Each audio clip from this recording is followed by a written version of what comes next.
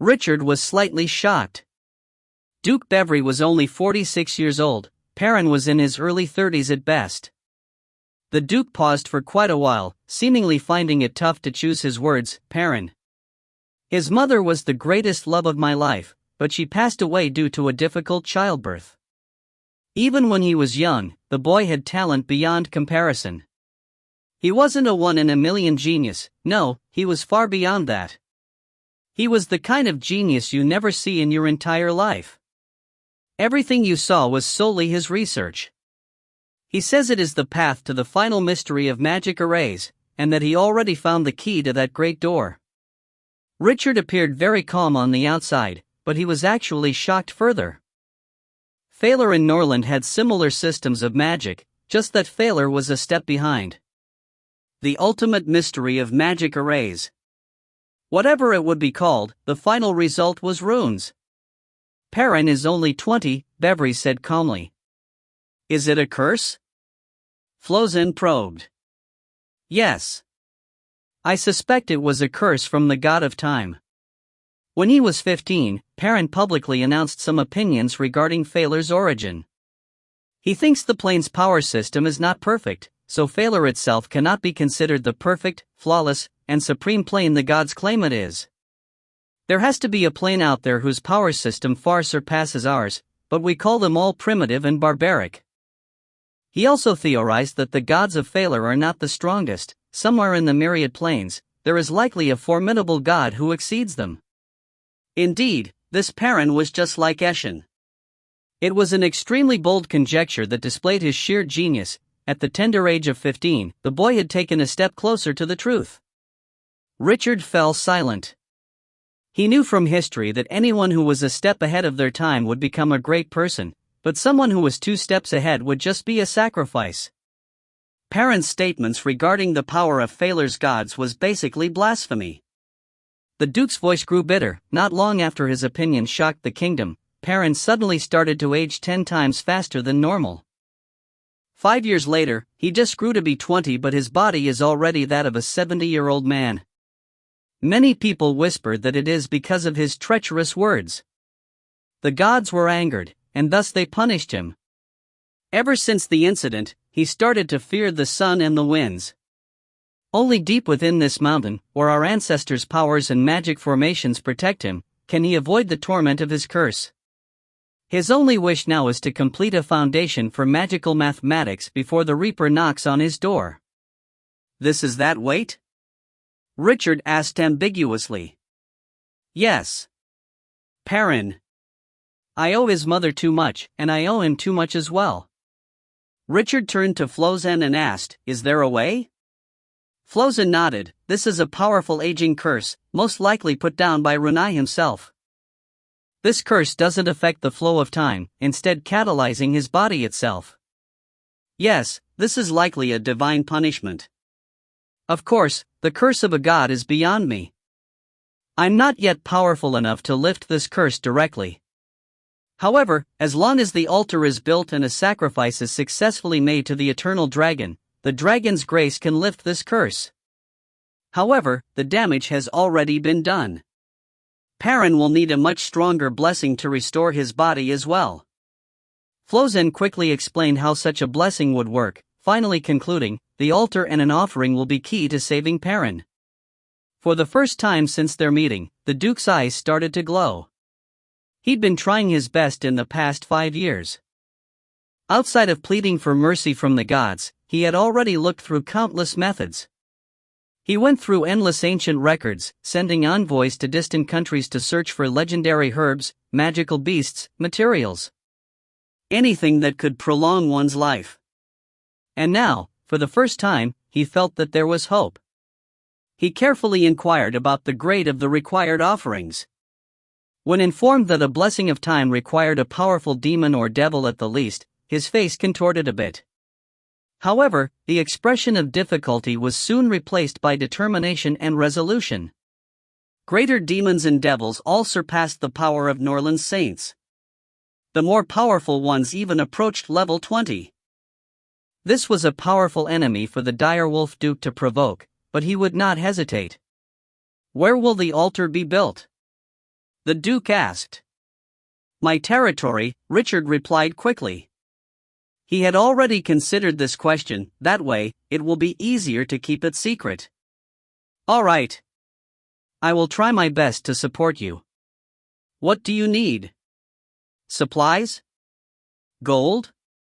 Troops? This was clearly a display of support. Richard pondered over it for a moment. He could not ask for a lot for now, all they had was a preliminary agreement.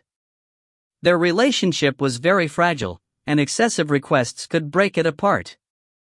Thank you for your kindness, your grace.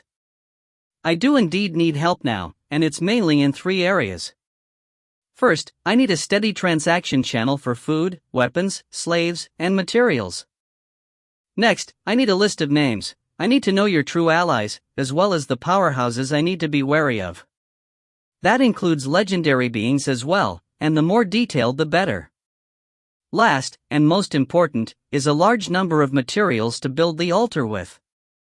I will pay for the supplies, but I need a guarantee that you will supply them to us. The Duke cast a deep glance at Richard, speaking with a faint smile. You're not asking for money or troops, eh? You're a very ambitious brat. Richard was slightly frightened in his heart, but his face remained stoic. If you find any errors, ads pop up, ads redirect, broken links, non-standard content, etc., please let us know. Report chapter so we can fix it as soon as possible. Book 2, Chapter 161. Territory 2. Beverly picked up a pen and pointed to a nearby map, outlining a small area. I've already given you the rank of Frontier Knight.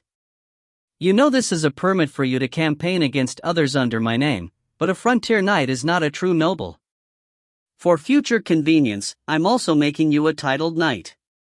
The family you claim to succeed has good pedigree already, so you can be considered a true member of nobility. As for any higher ranks, you'll have to fight for them. This is the breadth of your land. Take a look, see if there's anything to supplement. Richard moved towards the map, closely inspecting the area the Duke had outlined. The land was a few kilometers in circumference, including what was originally Bran Village. It covered a junction of 3 areas, the Sequoia Kingdom, the Land of Turmoil, and the Bloodstained Lands. A third of the place was mountainous, with a small river flowing through the center allowing for farmland on either side. What concerned Richard more was that the road leading towards the interior of the kingdom passed by the edge of the territory, and there were marks for iron, copper, coal, and sequoia trees in the mountains. Although the area hadn't been completely developed or even explored yet, this place was rich in minerals. Nobody knew just how vast the underground reserves were. Richard had learnt a lot about minerals in the deep blue. He knew that the depths of even ordinary mines had a chance to contain rare materials. There was a hope for these lodes to be the same.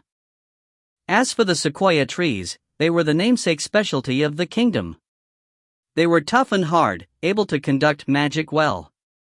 They were used to make magic bows, weapons, and the like.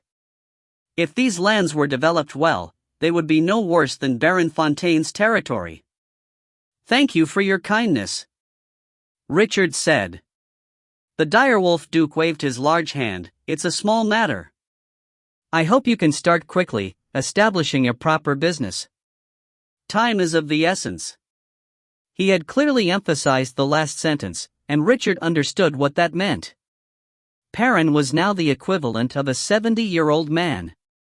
It was impossible for him to become a saint, so if he continued to age at the current rate, the best case was for him to last 3 more years. All right, it's getting late. Richard, your party can stay a night at Deep Rock Castle. We can have dinner together. It will be a good opportunity for me to introduce you to my friends and children. Now, about the rune. As per Richard's request, the rune was to be attached in the Chief Mage's laboratory. The Chief Mage was level 14, and his specialization in healing magic garnered him many friends and apprentices. The man was already over 50 years of age, so the sight of the young Richard left him with a bizarre look on his face. Richard briefly introduced the rune he had prepared for the Duke. It was a general strength rune with 6 slots for magic crystals. If all slots were filled, it could give one a steady 20% increase in strength for a duration of 3 months. However, the rune would break after 5 uses and had to be changed for a new one. 20%? Simply unbelievable. The Duke said as he shed his outer robe, revealing a powerful body covered in muscles.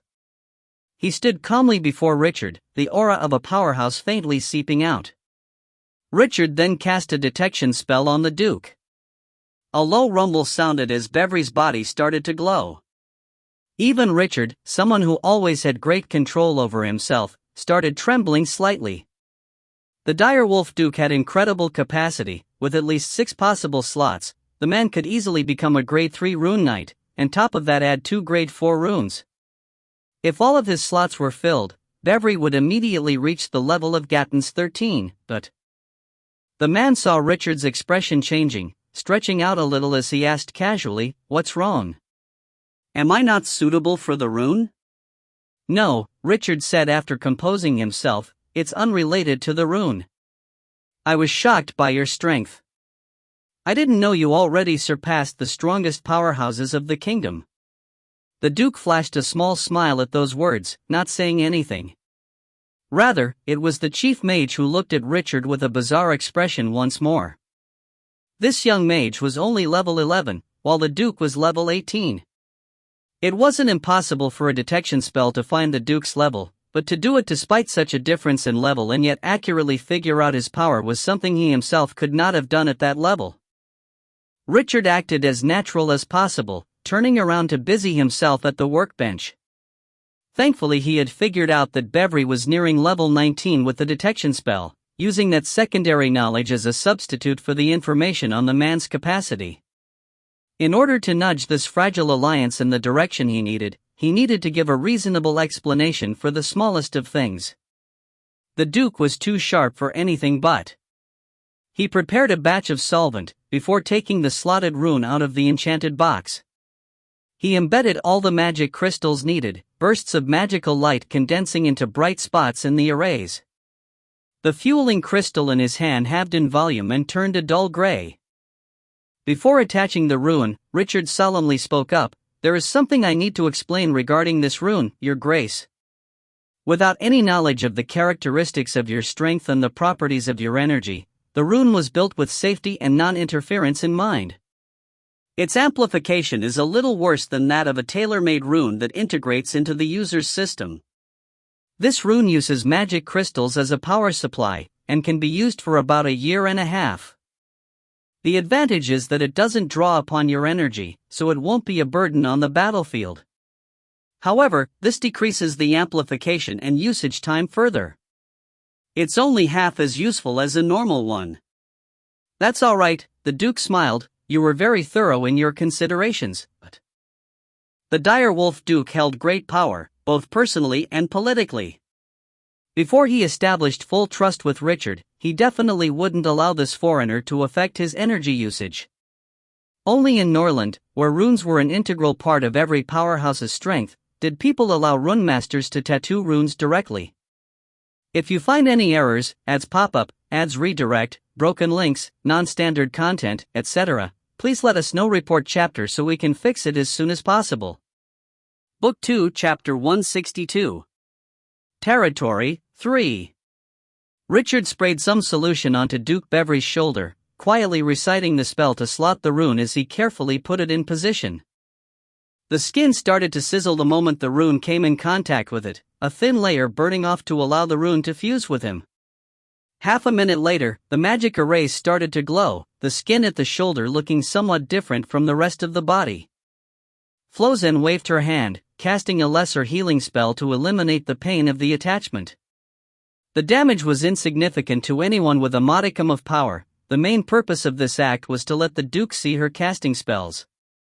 Beverly stretched his body, feeling no signs of discomfort. In fact, he felt a surge of power that gave him an unexpected surprise. "Let's go," he said as he wore his robes. "We should head to the training grounds to see this thing's power." But very quickly, the Duke's personal guard had set up 3 practice dummies in the training ground, one each covered with chainmail, light plate, and heavy plate. The last one was built to simulate the capabilities of enchanted armor, while Beverly himself only wielded an ordinary two-handed axe. There was no enchantment on the weapon, while the material was just ordinary steel. The direwolf Duke wielded this giant axe with a single hand, making it look as light as a piece of hide. He didn't hesitate in the slightest, taking large strides forward and instantly cutting the first two dummies apart. He then walked over to the one with thick plate armor, taking a deep breath and swinging the axe with pure strength alone. Even without the support of his energy, a devastating strike landed on the armor.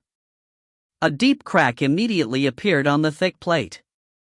The hardwood dummy was crushed in an instant, the armor deforming into scrap metal. However, it did not break. On the contrary, the axe in the Duke's hand bent completely while the surface was distorted. The steel handle twisted up as well, ruined beyond recognition. This ordinary axe could not withstand the Duke's tremendous strength, thoroughly reduced to scrap metal. Having felt that burst of power, Beverly casually threw the axe to the ground as he laughed heartily. Good. No, great. I would love to see what that old fool White Rock can use to resist my axe now. The evening's banquet was exceptionally noisy, bustling with excitement. Everyone could sense the sheer joy of the direwolf Duke. The Duke spoke with high spirits, talking about a direct assault on the White Rock dukedom. His powerful body language and penetrating voice got even Richard's adrenaline pumping. This was the first time he had seen Beverly's skill as an orator and leader. The banquet was much larger than expected. All of the Duke's adult sons, the chief mage, the treasurer, prime minister, even the court marquises who had no territory corresponding to their status, and several commanders of the army, there were a lot of attendees. Basically every power of Deep Cliff City was present. In the face of such a fervent atmosphere, Richard could no longer be sure whether it was the rune that had brought him joy or the hope for Perrin's survival. The banquet only ended when it was late into the night. The Duke's butler rapped on his door shortly after, having two servants bring in a leather box that was sealed with magic. Informing him that it was a gift from the Duke, the butler retreated from the room. Richard opened the box to find that there were more than 10 small compartments within. Each compartment had a different type of magical material, with a note indicating its name, uses, origins, and standard price. Some of the compartments only had the note. The materials they talked about were far too precious to just be lying in the Duke's treasury. Such materials were traded by the gram.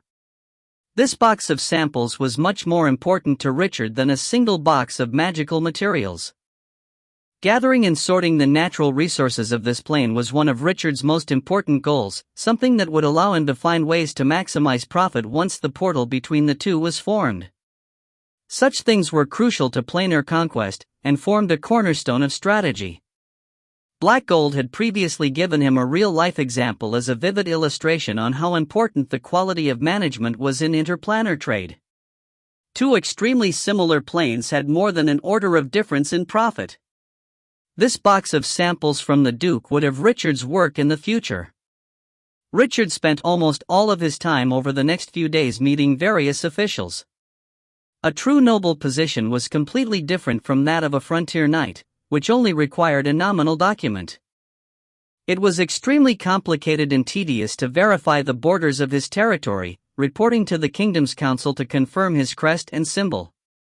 Contrary to expectations, Kars was actually a capable assistant. Although he was a little incompetent and lazy, he still had the basic poise and ability of a true noble. He did a good job of taking care of the documents, especially with the formatting of the texts.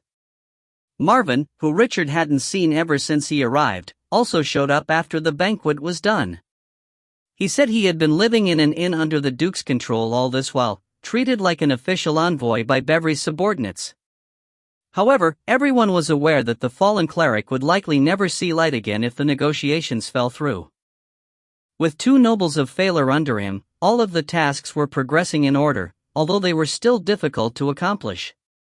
The biggest problem was that Richard had to report a complete family tree. In the eyes of the upper class, it was unthinkable for a powerful family to have no history. Marvin had already claimed that Richard had come from a dead house. Thankfully, so all he had to do was fill in some details. Once the tree was finally prepared, Richard hesitated for a long time before penning down the Arcaran name. The work afterwards would be taken over by Marvin and Kars, where they ingeniously added this as a branch of a true ancient clan. The Duke's officials were smart enough to ignore the minor discrepancies.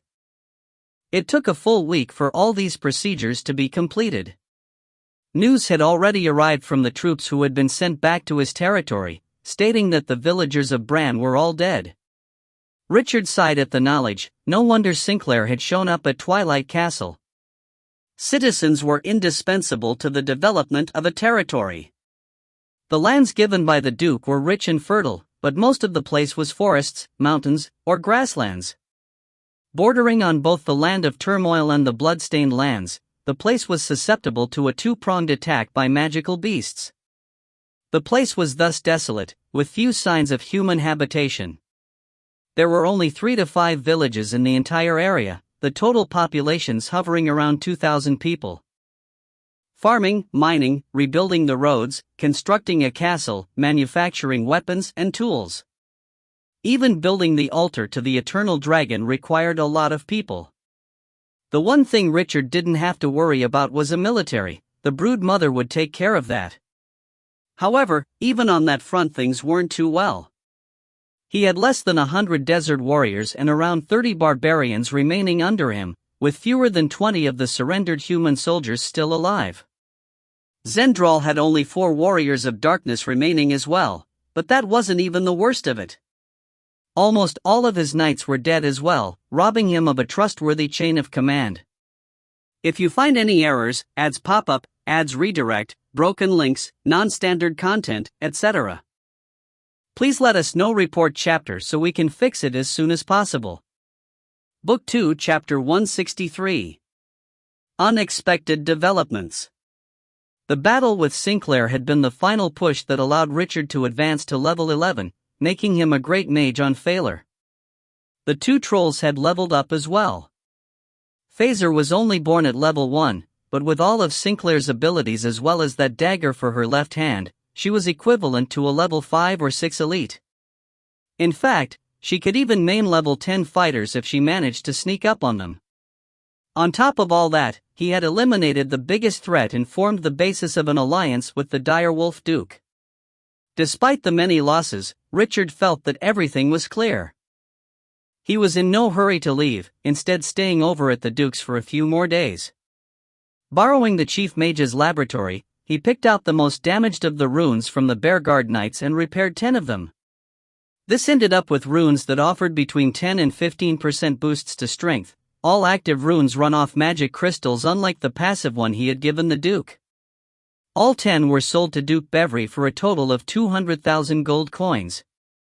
50,000 coins were given in gold and jewelry, while the rest was substituted with magic materials and enough equipment to outfit 200 soldiers. As for whether the Duke would give these runes to his subordinates or resell them for profits, that was none of Richard's concern. Richard had been careful in setting the price of these runes. Back at the Bloodstained Lands, he had sold 2 for 25,000 each. Although he knew that those people could resell the runes for twice their price and profit, the key idea was to keep the price bearable for a level 15 fighter or any great mage. Although the runes sold to the Duke had some disparity in power, Richard had used other factors to make up for the difference. He extended the duration of the boost for some and reduced the mana drain on others, extending the lifespan of yet some more. Any rune would lose its effects as the arrays faded. Some would die out in as early as a year, while most lost effectiveness in 3 years at most. Norland had already resolved this problem, but centuries ago when runecrafting was in its infancy it had been an issue for every runemaster.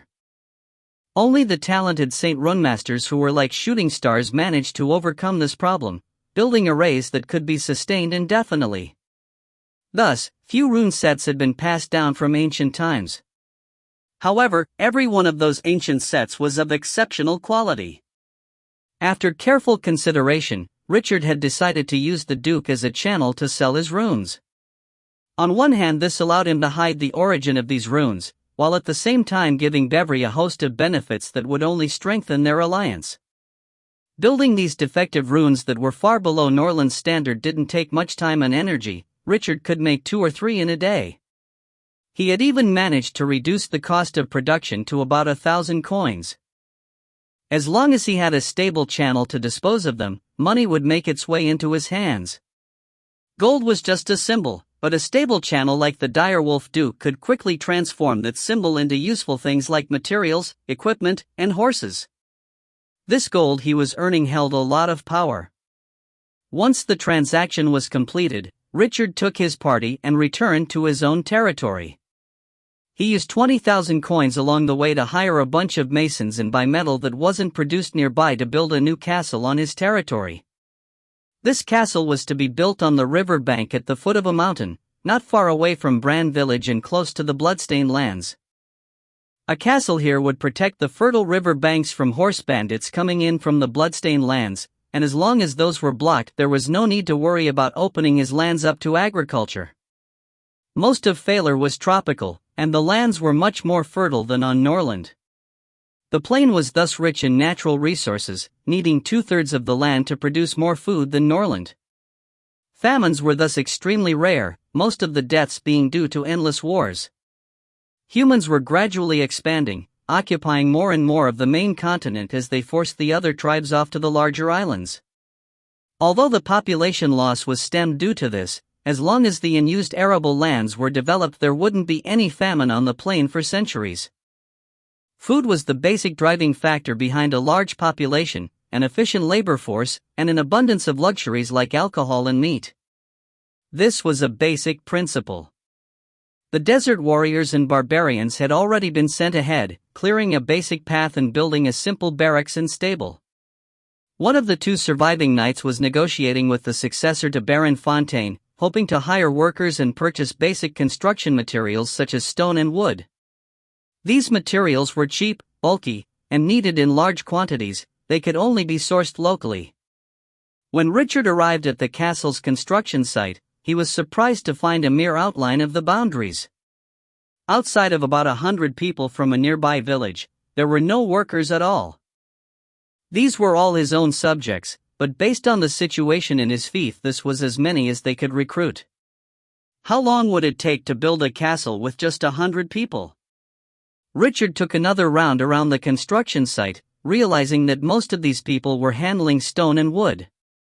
The stone was mined from a nearby mountain by the powerful barbarians, cut and ground by the commoners. The lumber came from the nearby forest as well, needing a long time to peel, dry, and chop. Even this little progress was because the knight in charge of building the castle had prior experience, with skill in masonry and carpentry.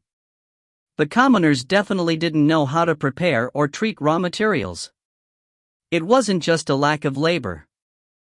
If even the stone and wood had to be made from scratch, then it would probably take 3 to 5 years to build this castle. Richard wasn't a small, countryside knight who could only rely on taxes to accumulate wealth. He had a lot of hold on hand that would turn into materials and labor, so it should not have been difficult to build a small castle. He had already given his knight 5,000 coins, but he definitely didn't see a corresponding labor force or materials. A single round around the place caused him to grow a little gloomy, and he immediately called the knight in charge of the construction over to ask what was happening. This man was one of a mere 2 left under his command. The knight was in his early 30s, with strength corresponding to his age. This meant that there wasn't much room for him to improve in the future. However, the man had followed him through many battles and was familiar with managing a noble's territory. That was why he had been put in charge of the castle's construction. If you find any errors, ads pop up, ads redirect, broken links, non-standard content, etc., please let us know. Report chapter so we can fix it as soon as possible. Book 2, Chapter 164. Unexpected Developments, 2. Small castles could normally be built with just 7 or 8,000 coins.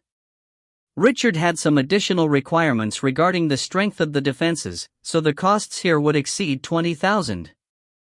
The addition of rebuilding roads and the like was no small expense either, but still the initial stages wouldn't take more than 5,000 coins. The knight respectfully saluted Richard. Upon saluting him, but that etiquette did not improve his mood in the least. "What's going on here? Why aren't there more workers? Are you planning to build my castle with just these fellows, little by little? Where's Pierce? Where did he go?" Richard's voice became increasingly stern. The knight broke out in a cold sweat, realizing that this handsome and gentle-looking young master was enraged. The imposing aura Richard was giving off made his heart palpitate. "Sir Richard, you wanted Pierce and I to go to Baron Fontaine's territory to hire craftsmen and procure stone and wood." "That's right." Richard nodded his head, seeing the knight's expression. He furrowed his brows, asking with a sneer, "What, did I not give you enough gold coins to purchase the items and hire the craftsmen?" The knight laughed bitterly. "Logically speaking, the gold you gave us should have been enough. However, we truly could not buy the items or hire people." The new baron increased the cost of all construction materials tenfold, and did the same with the masons' salaries. "We didn't dare to make the decision ourselves, so we could only wait until you returned from Deepcliff to decide."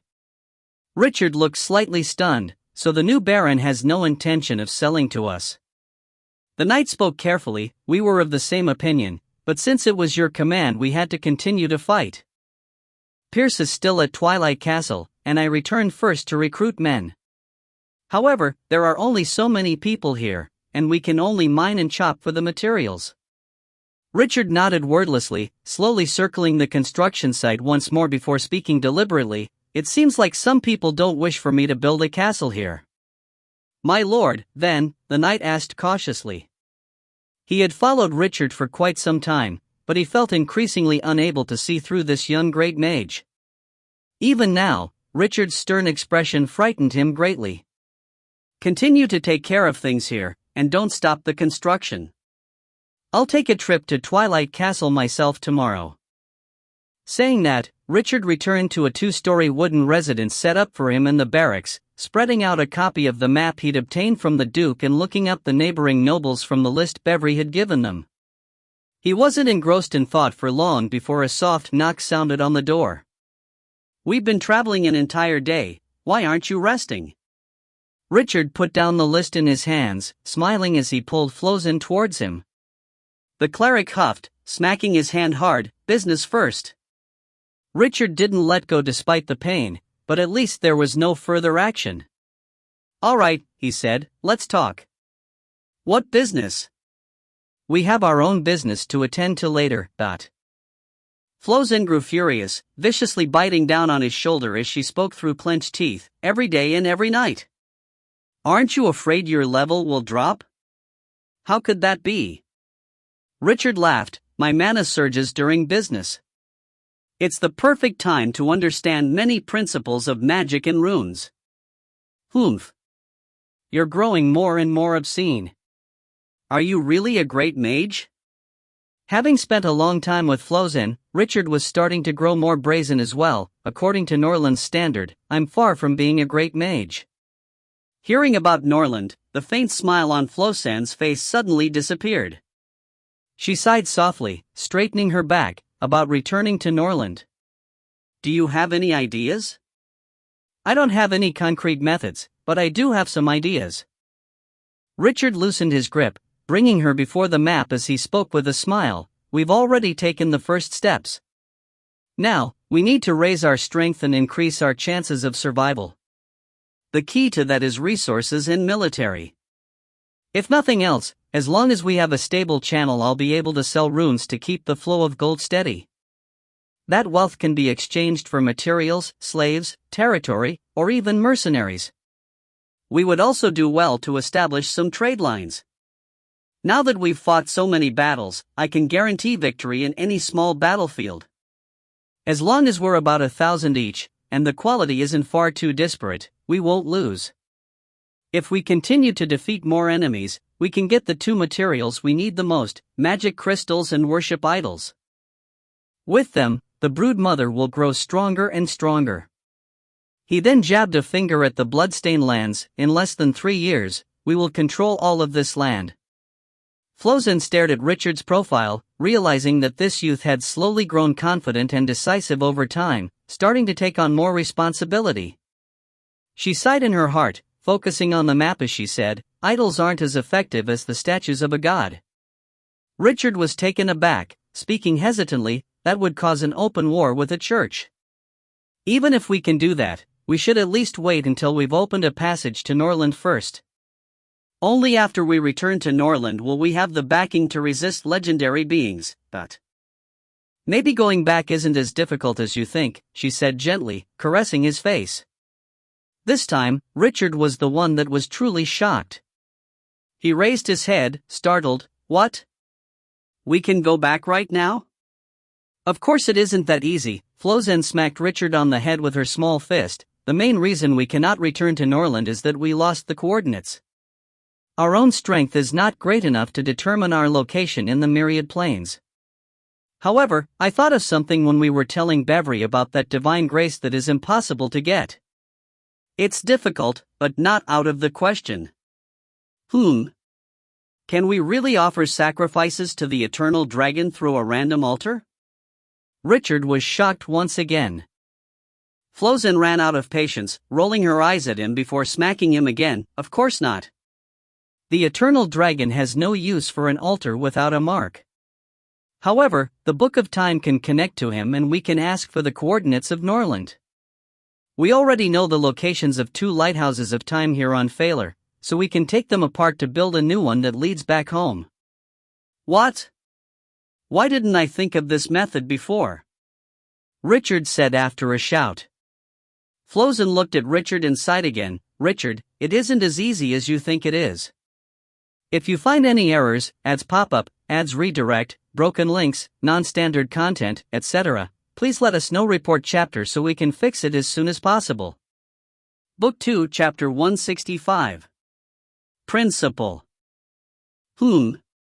Why not?"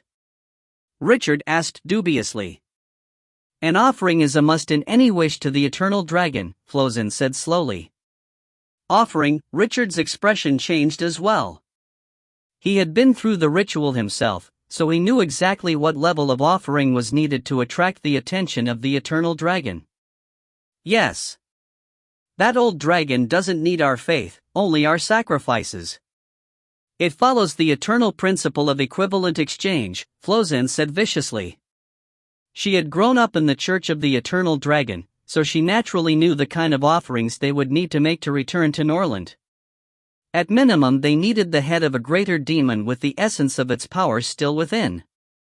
She could exchange such a head for 20 years of life, but some careful consideration would show that it wasn't much. In the eyes of the eternal dragon, that was worth less than a bit of powder off one of its scales.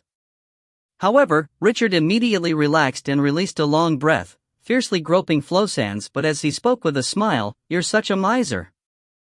A way to return is already good enough. How could we be concerned with the expenses? Even if we need them, it's not like we have to take care of that personally. We can definitely just trade runes for them or something. Anyway, isn't Bevry taking care of that right now? Phaler is only a few millennia behind Norland. You can't underestimate the power of a duke. It's an indirect method." Flozen argued, "The initial sacrifice needs to strengthen the Book of Time, only then can we communicate with the eternal dragon and have it substitute the role of a church. Even if the book is a divine weapon, it can't be compared to a real church. We'll lose a lot of the blessing, a lot. Only a third will be left." All right. In any case, we have a method. Don't worry about the expenses, we're not taking care of that personally." Richard's hand started to trace the curve of Flosan's rear as he spoke, and when he reached the bottom he grabbed the hem of her robe and started raising it. He was prepared for business. Flozen sighed helplessly, no longer bothering with the issue. She was just very unaccustomed to such a thing. The same kind of offering back in Faust could be exchanged for almost 30 years of time, but through the Book of Time it was only worth 10. Still, even 10 years was incredibly difficult. If they managed it, they could claim to have an incredibly solid foundation in Phaler. With that being the case, why complain? Richard's mischief had caused her to unwittingly relax. Still, she pressed down on the hand that was up to no good under her robes. I'm not done talking. I just tested Caesar, he has incredible talent for the divine. Given our current conditions, we should consider quickly raising his level. I need a few capable helpers. Also, I'm running out of scrolls. We have to consider getting another batch. Should we find and raid another church? Also, your own power is important. You should consider giving yourself another rune. Hearing the words raid a church coming from the mouth of a cleric so naturally, Richard felt an indescribable incongruity. He hastily sorted out his thoughts. Don't worry about raiding a church yet. It's not like that's impossible, but we need to do it in secret. Before we finish the passage back to Norland, we can't easily reveal our identities. I already have some ideas for my next runes as well. First, I'm preparing one that allows my spells to penetrate magic barriers and the like. After that, I plan to craft something I'm calling Nature's Domain. It will enhance my nature affinities, empowering my elven blood. That will allow for an increase in the power of nature's beacon. Flozen furrowed her brows. So you're saying you'll get an extra summon? 6 dire bears at once, isn't that a little too brutal? Richard only chuckled in response, saying nothing. Normally, a grade 6 nature's beacon would only summon 1 to 3 dire bears depending on the caster's luck. These bears were all around level 8 or 9, 3 of them together able to overwhelm a level 10 warrior. His elven blood allowed him to summon 5 with a single spell, and the addition of a rune would make that 6. That was exactly twice as many as even the luckiest of normal mages. And it wasn't just that. With the Book of Holding in his hands, he could store 3 grade 6 spells. At the same time, his own precise control of magic allowed him to cast 2 grade 6 spells at his current level. In other words, if some naive fellow wanted to challenge Richard, he would end up surrounded by 30 dire bears in less than a minute. This was a complete landslide, much like Sharon's own ability. Of course, it was too early to claim that he was like the legendary mage. He only had a group of bears, while she could summon groups of dragons. There was still a fundamental difference between the two. Even the weakest green dragon could destroy hundreds of dire bears. And as someone who was a student of that legendary mage, Richard would not feel complacent over his achievements. I can only defeat a normal mage of the same level. It might be useful when adventuring or on small battlefields, but it quickly loses effect as the scale grows until 30 dire bears are nothing. Eventually, the bears just end up being equivalent to a cavalry unit. I'm actually a little confused right now, unsure of which path to choose. If it was adventuring or small battles, strengthening my summons would not be a bad idea. It could even fundamentally change the direction of any battle.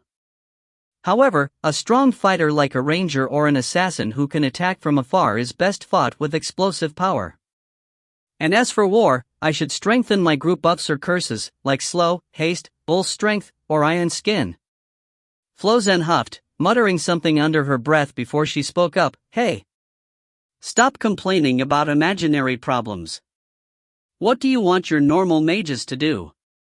Your choices are pretty good right now. At our level, 30 dire bears are definitely nothing to laugh at. As for larger battles, Ola and Zendrol are much more useful than you. And once I advance another level, even you won't be able to take me down. If you find any errors, ads pop up, ads redirect, broken links, non-standard content, etc., please let us know. Report chapter so we can fix it as soon as possible. Book 2, Chapter 166. Principle 2. Richard actually nodded in agreement to Flosan's words. Yeah, Ola's warsong and Song of Exhaustion are really useful weapons. I wonder where he learned them. However, it will be a huge problem if the opponents have a bard as well. There seem to be few bards in Phalar. You should be looking out for shamans, Flosan warned. That's why Zendrol is important as well. Zendrol was a high-level necromancer, so his large-scale curses were a great way of restricting opposing shamans and clerics. Also, what's with Phaser? She has an aura of the divine around her. She might be able to learn magic in the future. This was the first time Flozan had spoken up about Phaser since her appearance. She's... how do I put this? Richard wanted to explain, but he remembered the broodmother's warning. She's a special drone that draws on divinity for her power. She has a mind and soul of her own, so we might be better off treating her like an actual person. Richard still knew very little about the broodmother herself, forget divinity and the soul. He didn't know how to accurately describe Phaser. Flozan creased her brows, falling into deep thought. However, Richard glanced at a clock and slapped her but hard. All right, it's time. Beautiful Miss Flozan, you have two choices right now. You'll have to go with me to see what went wrong with Fontaine's side tomorrow either way, so you can be good and go back right away. If you don't want to leave, then let's get down to proper business. Flozan quickly leapt out of Richard's arms as her face turned towards the door. Yet, her body moved backwards instead of forwards as she leaned back into Richard's embrace and rested her head on his shoulders. Her arms reached around the back, holding onto his waist for support as she ground against him slowly but vigorously. "Can you, young man?" She whispered slightly, the words almost inaudible. "Why don't you find out?" Richard heard a loud boom within himself, as if a volcano was erupting in his body. He couldn't hold himself back at all, pinning her to the map and making himself in immediately. What followed after was simply an explosion of chaos. Flozan's screams were hoarse and a little hysterical, only causing the raging inferno within to burn incomparably brighter. He was almost unable to support himself, for a split second thinking he was trampling over Phaler's mountains and rivers. This woman was just so irresistible. The great battle was intense and lasting. By the time Richard finally subdued the cleric, he was already deathly exhausted. He even needed Flozan, who was the one who was pinned down in the first place, to cast a vitality spell on him. Only under the triple effects of the spell, his own rune, and an energy potion he chugged down did he start to feel better. Sending Flozan away, Richard pulled himself together with some difficulty as he began to wrap up his work on nature's domain. What could originally have been completed within 2 hours took double that time. Richard took his clothes off, soaking the rune that was drawn on magical paper in solution. He then identified the position for the rune, fitting it onto the right side of his chest. The magic arrays on the cloth lit up at once, countless streaks branded into his chest as they heated up like golden red threads. The pain was comparable to placing a soldering iron on one's body, but Richard was already used to such a thing. He just let out a grunt, enduring the agony as if it was nothing. A few potions later, Richard's mana had already fused with the nature's domain rune. His perception of the surrounding forest grew clearer and clearer, the fuzzy elven bloodline within him growing distinct and powerful. What surprised Richard the most was the strengthening of his connection with Norland's 7 moons. This was particularly so for the 7th, the golden moon. He could only sense it rarely before, but now it was much more present. He had never been able to use the power of the 7th moon before. Once he ensured that his body and runes were in good condition, he began to meditate and rest. The mana-piercing rune could be put off until a later date, even a month or 2 would be no problem. Nature's domain had greatly boosted his summoning spells, making him as good as a druid of the same level. More ideas came to his mind for the piercing rune as well. Once the ideas were realized completely, the final rune would be grade 2. Even at grade 2, runes that boosted magic weren't common.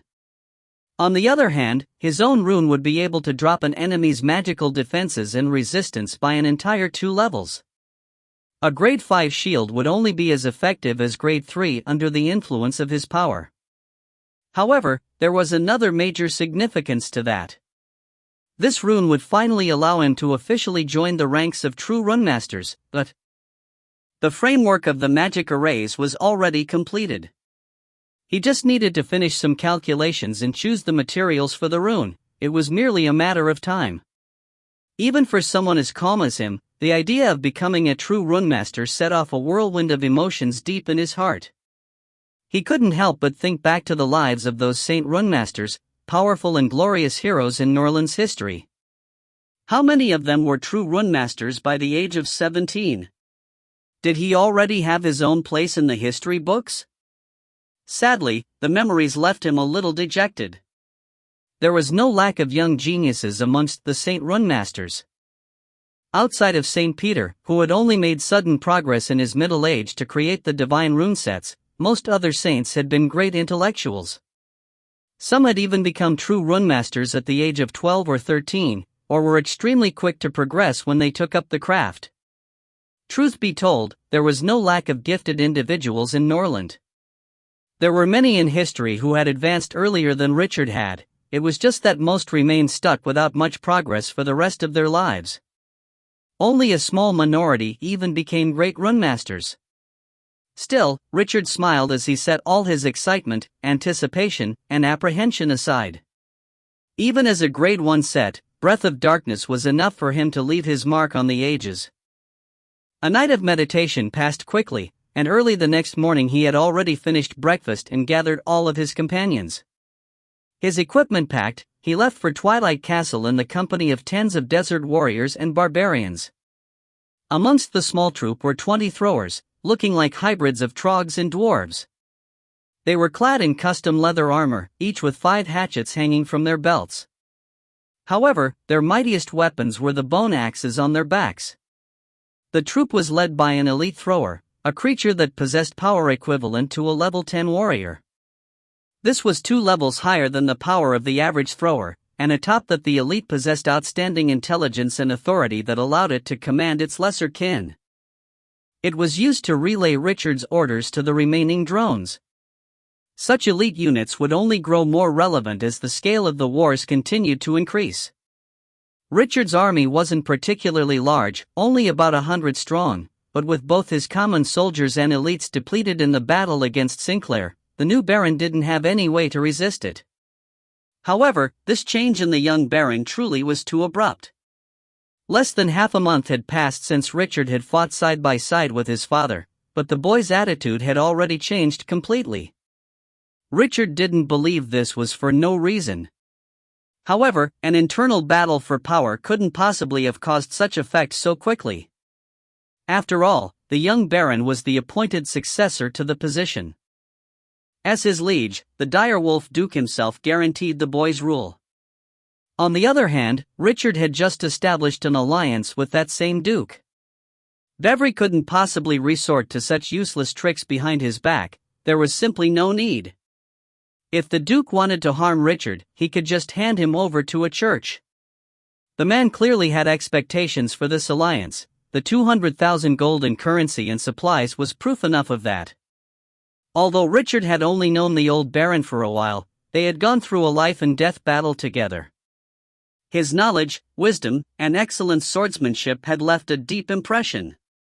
If it wasn't necessary to do otherwise, Richard was still willing to act unaware of the cold treatment of the Baron's remaining family.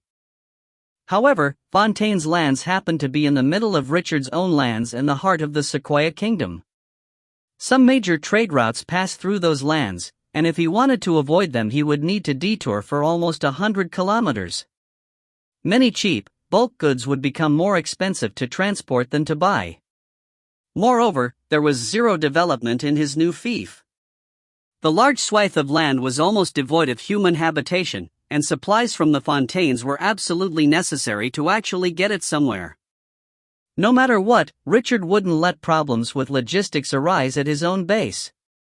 If the matter wasn't settled right away, his lands would constantly be pressured under dagger point. He would head over to Twilight Castle himself, and find out who was manipulating these events. The new Baron was basically still a child. That boy didn't have the courage and experience to try this with him. If you find any errors, ads pop up, ads redirect, broken links, non-standard content, etc., please let us know. Report chapter so we can fix it as soon as possible. Book 2, Chapter 167. Meeting. Richard's territory was only a short distance from Twilight Castle, so a quick march soon brought them to the castle gates. When they reported the reasons for their arrival, the guard had them wait outside as he informed the Baron. The officer's strength was quite amazing for his role. He was already level 9. This would make sense in an earl's territory, but it was far too extravagant for a mere baron. A level 9 warrior could find good employment anywhere. It wasn't like none of them were willing to guard gates, but most barons didn't have the income to employ them.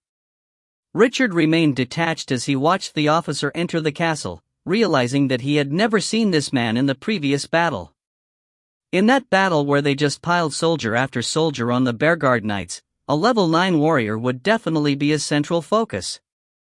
Richard trusted his own memory. He wouldn't forget any of Fontaine's subordinates who had that much strength. An outsider is guarding these gates, he pondered as he waited patiently. It seems like they want to filter out unwanted people. Richard dismounted quite early into the wait, sitting peacefully on the road in front of the castle gates. A fair number of people in the castle were ordinary warriors or commoners, and a few of them seemed like they recognized the mage who had won the desperate battle for them. However, their expressions were slightly strange. They didn't say a word when their gazes landed on him, only starting to discuss things amongst themselves once they got further away. They were completely aware that Richard was unwelcome. However, they weren't foolish enough to jump out and make a ruckus to gain some merit. Although he was merely a frontier knight with some noble background, he still wasn't someone the commoners could humiliate as they wished. He could just have them killed in return, just offering Fontaine some compensation to settle everything. The afternoon sunlight grew increasingly fierce, the shade of the tree Richard was resting under gradually fading away. A strong, murderous intent began to grow from behind Richard. Waterflower, Gangder, Zendral, and even the barbarians were all filling with bloodlust. The only constant was the desert warriors, however, that was merely because they were always violent and merciless. Only the throwers seemed to be rooted to the ground, not moving at all. They were mere drones with no minds of their own, only the elite had any form of intelligence. The wait ended up lasting an entire hour. Just as Richard was about to get up and leave, the guard officer hastily walked out of the castle. "The Baron is free now, he is waiting for you." Richard nodded, standing up and heading towards the castle. However, the officer immediately barred his way again before pointing at Gangder and the barbarians who formed his personal guard. "They can't go in. You enter alone." Richard slowed his footsteps, looking at the officer and asking calmly, "My army's already been left behind, but now I can't even bring my own personal guard?" The officer spat hard at the ground and said fiercely, "You're just a tiny frontier knight. Just be thankful the Baron is willing to see you. What personal guard are you talking of?" The officer was originally indifferent towards Richard, but now he was sharp as an arrow. Richard stared mutely at the officer for an entire 30 seconds before he laughed, motioning behind him as he instructed, "Gangder. Half his teeth and a leg." Gangder grunted in acknowledgement, his large hand grabbing the officer. The fellow was stunned, only able to feel a steely grip around him. His parrying arm was knocked aside with a thump, and he ended up raised by the neck. A dozen or so powerful slaps left his head spinning, sending blood-stained teeth flying everywhere. Gangder then threw him down with force, crushing his knee under his feet. The steel armor deformed completely, sinking down into the flesh. The officer wailed like a pig, his eyes rolling back as he quickly fainted from the pain. Even though he knew the man couldn't hear him speak anymore, Richard still spoke coldly, "You're not even a frontier knight, but you dare speak to me this way?" The dozen guards who had originally been lined up by the statue in front of Twilight Castle, waiting silently, suddenly went into an uproar. They held their weapons tightly as a few swordsmen poked their heads out from the castle gates, drawing their swords and starting to flank around Richard. Richard glanced at the guards and said coolly, "You'd best inform the Baron of this quickly. Also tell him this, if anyone waves a weapon at me, I'll consider it a challenge from him, not." The guards looked at each other, many growing afraid as they slowly lowered the weapons that had been raised high in the air. The few swordsmen that had emerged from the gates looked fervently at the unconscious officer on the ground, swords tightly grasped, but nobody dared draw close. Richard gazed icily at the people before him. There were a few familiar faces amongst the guards, but the swordsmen were all entirely foreign to him. However, he noticed two with swords that were quite similar to the late Baron's. A few of the older guards quickly bypassed the swordsman, charging into the castle to send word to the Baron. Those that stayed behind took several steps back, eyes flickering as they avoided Richard's gaze. They looked at the unconscious officer from time to time, and then at the people behind Richard. However, nobody had the guts to charge forth. Most of the guards here had participated in that terrifying battle. They were very familiar with Richard's party. Those were all vicious monsters who could fight even Sinclair herself. All 12 of them wouldn't even be a match for the one brute. It was only then that they remembered how terrifying the power of this unremarkable frontier knight was. This time, Richard only waited 2 minutes before the butler of the castle ran out. His forehead was beaded with sweat, evidence of his extreme anxiety. He gasped for breath once he caught sight of Richard, saying, "Lord Richard, the Baron welcomes you, but..." "Then what about my people?" Richard asked, as if nothing had happened just now. The butler took a look behind Richard. "The army has to be left outside the castle, but you can definitely bring your personal guard." "All right, come in with me." Richard pointed out to 20 people. "That seems a bit much." The butler kept wiping away the surging sweat, but couldn't muster the courage to stop him. A short while later, Richard and the little Baron met in the drawing room of Twilight Castle. The boy still looked rather juvenile. The luxurious clothing did not increase his dignity, rather leaving him at a loss.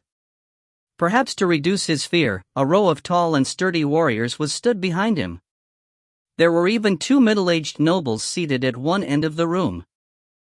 One of them was the late Baron's younger brother, while the other was someone Richard had never seen before. Although Richard had brought 20 people into the castle, he suddenly grew very amicable once he entered and left most of them in the outer hall. Only he, Flozen, Ganger, and Ola headed in. If you find any errors, ads pop up, ads redirect, broken links, non-standard content, etc., please let us know. Report chapter so we can fix it as soon as possible. Book 2, Chapter 168. Meeting 2. Richard surveyed the room, finding that the little Baron was secretly watching the expressions of the middle-aged man. He asked gently, "Lord Fontaine, your father and I fought side by side not too long ago. Our families should only be growing closer." Before the young Baron could answer, his uncle snickered. "A frontier knight wishes to have a close relationship with a baron's family? Wait till you become a titled knight." Richard glanced calmly at the man. Indeed, a frontier knight is not a noble. A frontier knight clearly isn't a titled knight. The Baron's uncle burst into laughter. "Wait till you have your own territory, and earn the recognition of the royal family. Only then are you a true noble. You need to be a titled knight."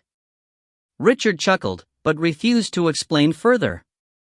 Since the man couldn't understand the meaning behind his words, there was no need to say any more. His gaze landed on the little Baron once more. "Lord Fontaine, it seems like you don't want me building a castle in my lands, but..." "Ah, no. Wait, what does your castle's construction have to do with me?" The youth answered in a panicky manner. Although he had a row of warriors behind him, they gave him no comfort. At that moment, the silent middle-aged man finally spoke up. "Lord Richard, the location of your castle doesn't seem to match up with the lands you've registered for yourself. If my memory doesn't fail me, that piece of land should belong to the dire wolf Duke." Richard took a look at him, answering without a change in expression, "Yes. His Grace knighted me officially a few days ago. That piece of land is mine." The man frowned. "That land is much larger than a normal knight's. This doesn't seem quite right. May I know who you are?" Richard asked with a smile. The fellow waved his arm around. "It doesn't matter who I am."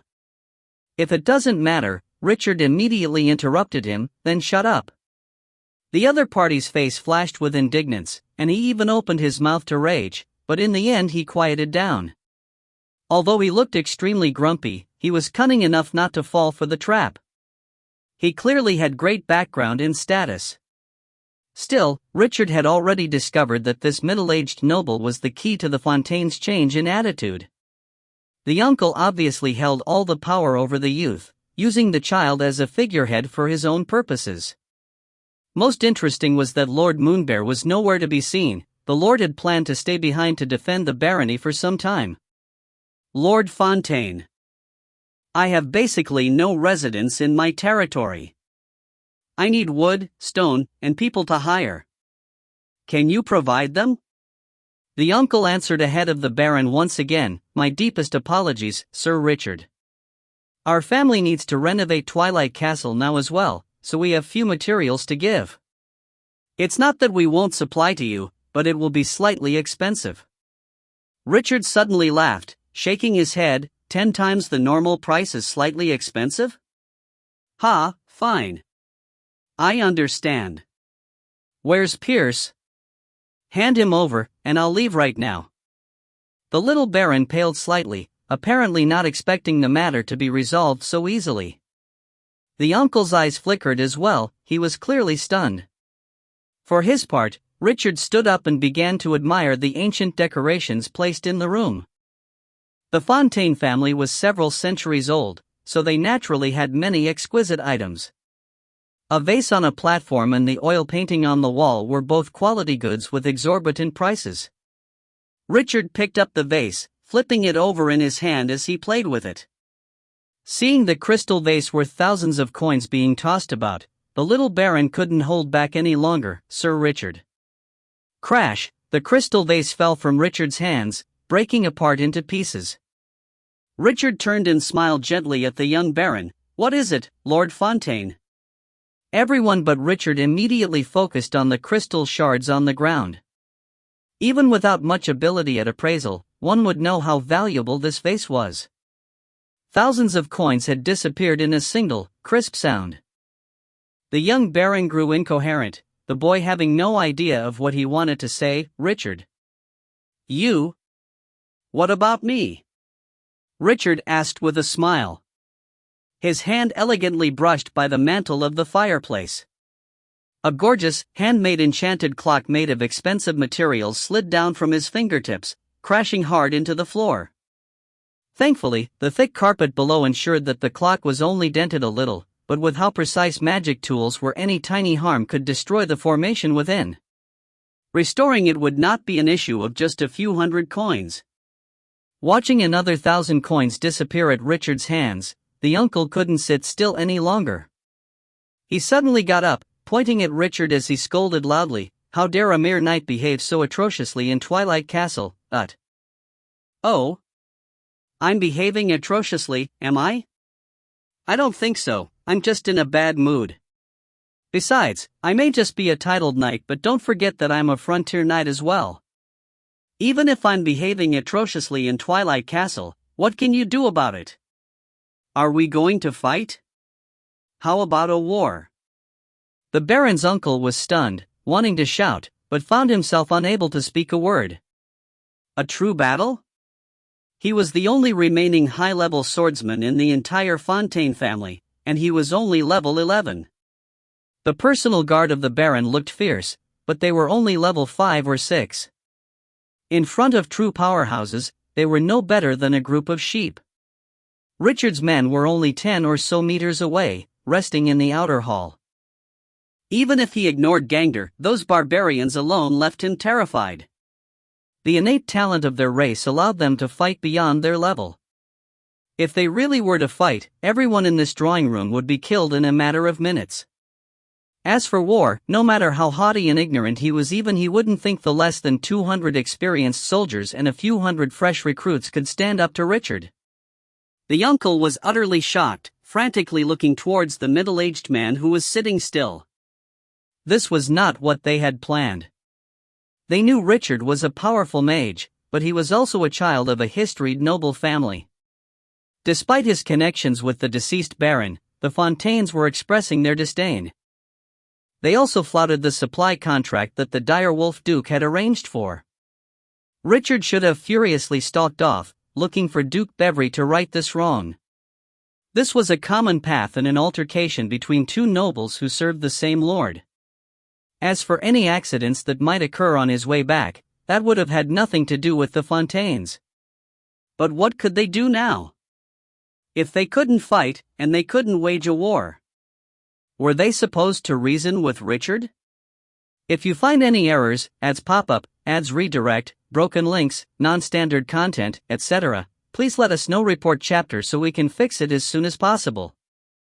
Book 2, Chapter 169. The Next War. When Richard pulled the oil painting off the wall, that unknown noble couldn't hold back any longer. Young man, you may not be afraid of fighting the Fontaines, but what about others? Richard chuckled. So now we see your true intentions. Let me guess. Who could it be that wants to declare war on me? If I'm not wrong, your master should be the Highland Unicorn? The middle-aged man's expression changed as he hummed, not speaking further. He was a clever fellow. This was not the primary battlefield, and nothing would come of offending Richard. He was also occupied with trying to think of the reason for which Richard had managed to identify him so quickly. If the direwolf Duke received word before they could eliminate Richard, things would become difficult to settle. Pulling away one of Bevry's vassals and attacking another would not look good. Viscount Zim was a special existence. If Richard was killed, the situation would end up completely different. After all, history was written by the victors. Enough. End the games, now. My time is precious. Bring my man out, or my mood is going to get worse and worse, Richard stated calmly, reaching out and dragging his hand across the painting. A sharp crack sounded as the expensive piece of art was cut apart in the center. The uncle glared furiously at Richard, telling his servants to bring Pierce out immediately. It was a scant few minutes before the knight was dragged out, injuries all over his body. As someone who knew the arts of the underworld himself, Richard could tell that Pierce had been locked up and tortured for a few days. The man's two attendants were even worse off. If not for Flozin, they might even be left handicapped for life. The servants had brought Pierce out as quickly as possible, but in those few minutes nearly 10,000 gold's worth of antiques disappeared under Richard's hands. Richard didn't even bat an eyelid upon seeing his subordinate, merely telling Ola to carry them out of the castle. He then stood up, bidding the young baron and his uncle farewell. At no point did he seem shocked or infuriated by the state of his men, not even asking anything about the obvious injuries on Pierce's body. However, that display only left the baron's uncle even more disheartened. His plans to make use of Pierce to force Richard's hands had dissipated into thin air. Seeing the mage about to leave, he couldn't help but get up with the urge to sound the alarm. However, seeing the elite guards in the outer hall, he had no choice but to acknowledge his situation and avoid doing something foolish. Richard only halted once before leaving the room, turning back and stating calmly, "It's impossible to distance oneself from the Duke without paying a price." Once they left Twilight Castle, Ola approached Richard and asked, "The Fontaines treated you so badly, my lord. How are you not angry?" Angry? Why would I get angry? Richard still retained a little smile. There's no point in that. We'll just wipe them out. Back at the base, Richard immediately had his army prepare for battle. Since Zim wanted to battle, he obviously wouldn't wait till the castle was built. The Viscount was acting much faster than he had anticipated. It seemed like the fat fellow really did have some skill to back up his insolence. Pierce was one of Richard's two remaining knights. Thanks to Flosan's treatment, all of his hidden injuries had been healed. Marvin and Kars would treat him over the next few days. Although fallen clerics weren't exactly proficient at healing, they were still high enough in level to cast the basic spells. With the severe lack of mid and low-ranking officers, people like Pierce were the true supportive structure of his army. He had the equipment he had purchased from the Duke brought out, equipping the 100 or so desert warriors. Their leather armor was replaced with chainmail, the ordinary machetes, replaced with steel falchions. The might of his cavalry was boosted immediately. Fontaine would undoubtedly bar his way back to the Sequoia Kingdom, so Richard knew he couldn't look for supplies and much-needed troops from there. Obviously, that also meant he couldn't send word to Deepcliff City. However, he had no plans of asking the direwolf Duke for help anyway. It seemed like Lord Moonbear had been pulled away from Twilight Castle, although recruitment for new troops hadn't been completed. Whether the man was deceived by the Baron or there were other reasons pertaining to Bevry, Richard couldn't afford the distraction of asking for assistance.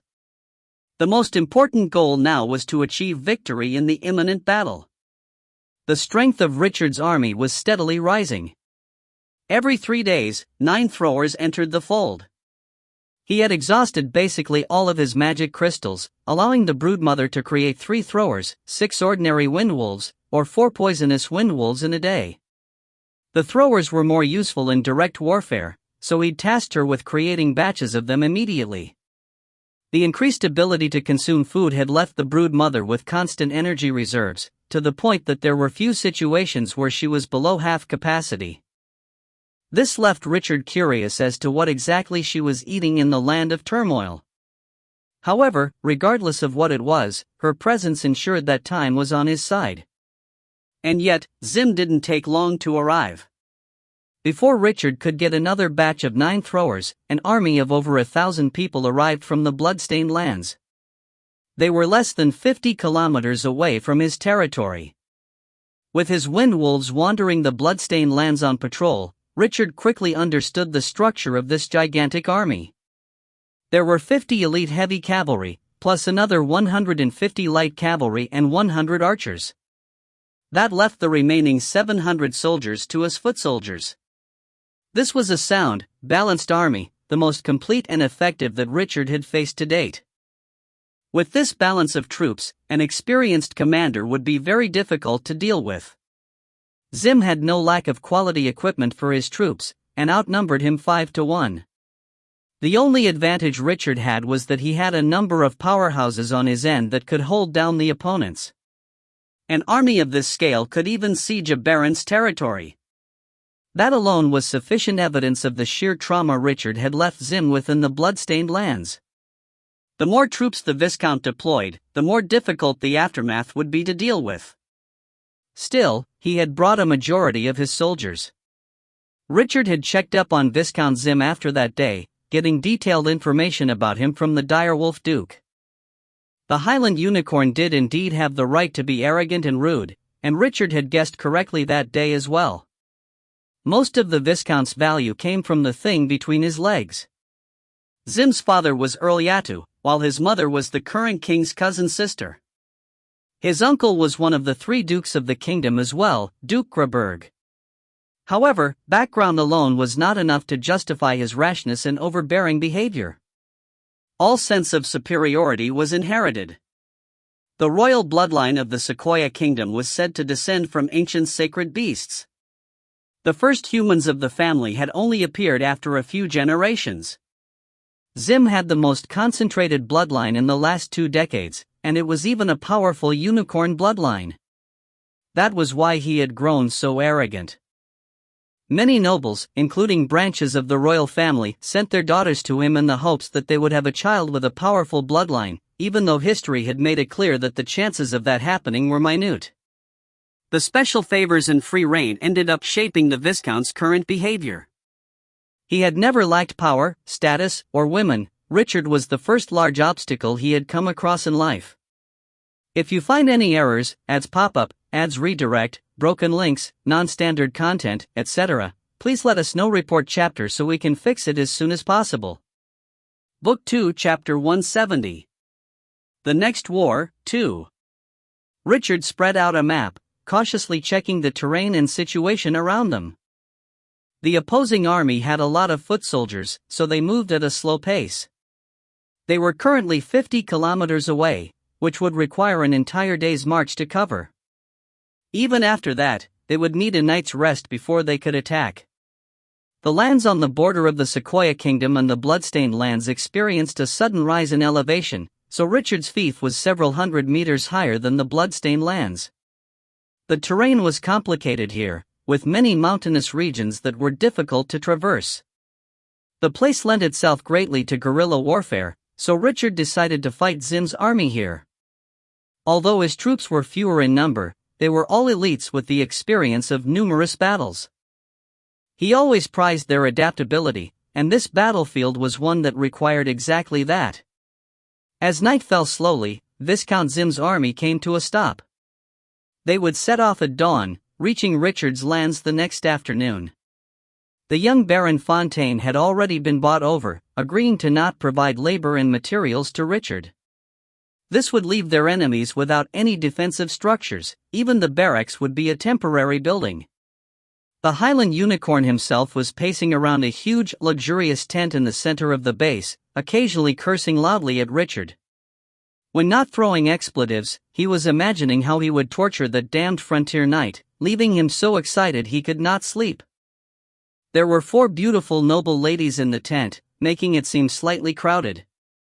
These daughters of noble houses were acting like maids, pouring him water and wine. The traditional laws of not bringing women along only applied to the regular soldiers, holding no power over Zim. Most of this army was made of his personal troops anyway. Zim continued waving his fist around, declaring that he wanted a fight to the death in Richard's territory. As a true noble, he would defeat that mere frontier knight who had come out from goodness knows where. However, at the same time, many warhorses used the cover of the night to gradually near the base. The horses' hooves were covered with cloth, preventing any sounds from their trot. The desert warriors atop were masters at horsemanship, so their mounts remained very docile under their command. A small group of soldiers was patrolling the temporary base in circles, gradually growing farther away from the small team. Richard waited until they were out of sight to raise his right hand, upon which Ola immediately brought out his bow and aimed straight at the camp. When the hand fell, 2 enchanted arrows flew soundlessly through the night sky like comets, burying themselves into the 2 sentinels on the watchtower. The sentinels immediately fell down. Although they couldn't make any sounds themselves, the heavy thuds still alarmed quite a few of the warriors. However, it was at this exact moment that Richard pointed forward, having the dozens of desert warriors behind him spur their horses on towards the camp. A few barbarians charged towards the sides of the camp with large strides, making quick work of the crude fence with the large axes in their hands. They met a few soldiers who had just run out of their tents, chuckling menacingly as they brandished their large axes to bring down the first few who weren't adjusted to the darkness.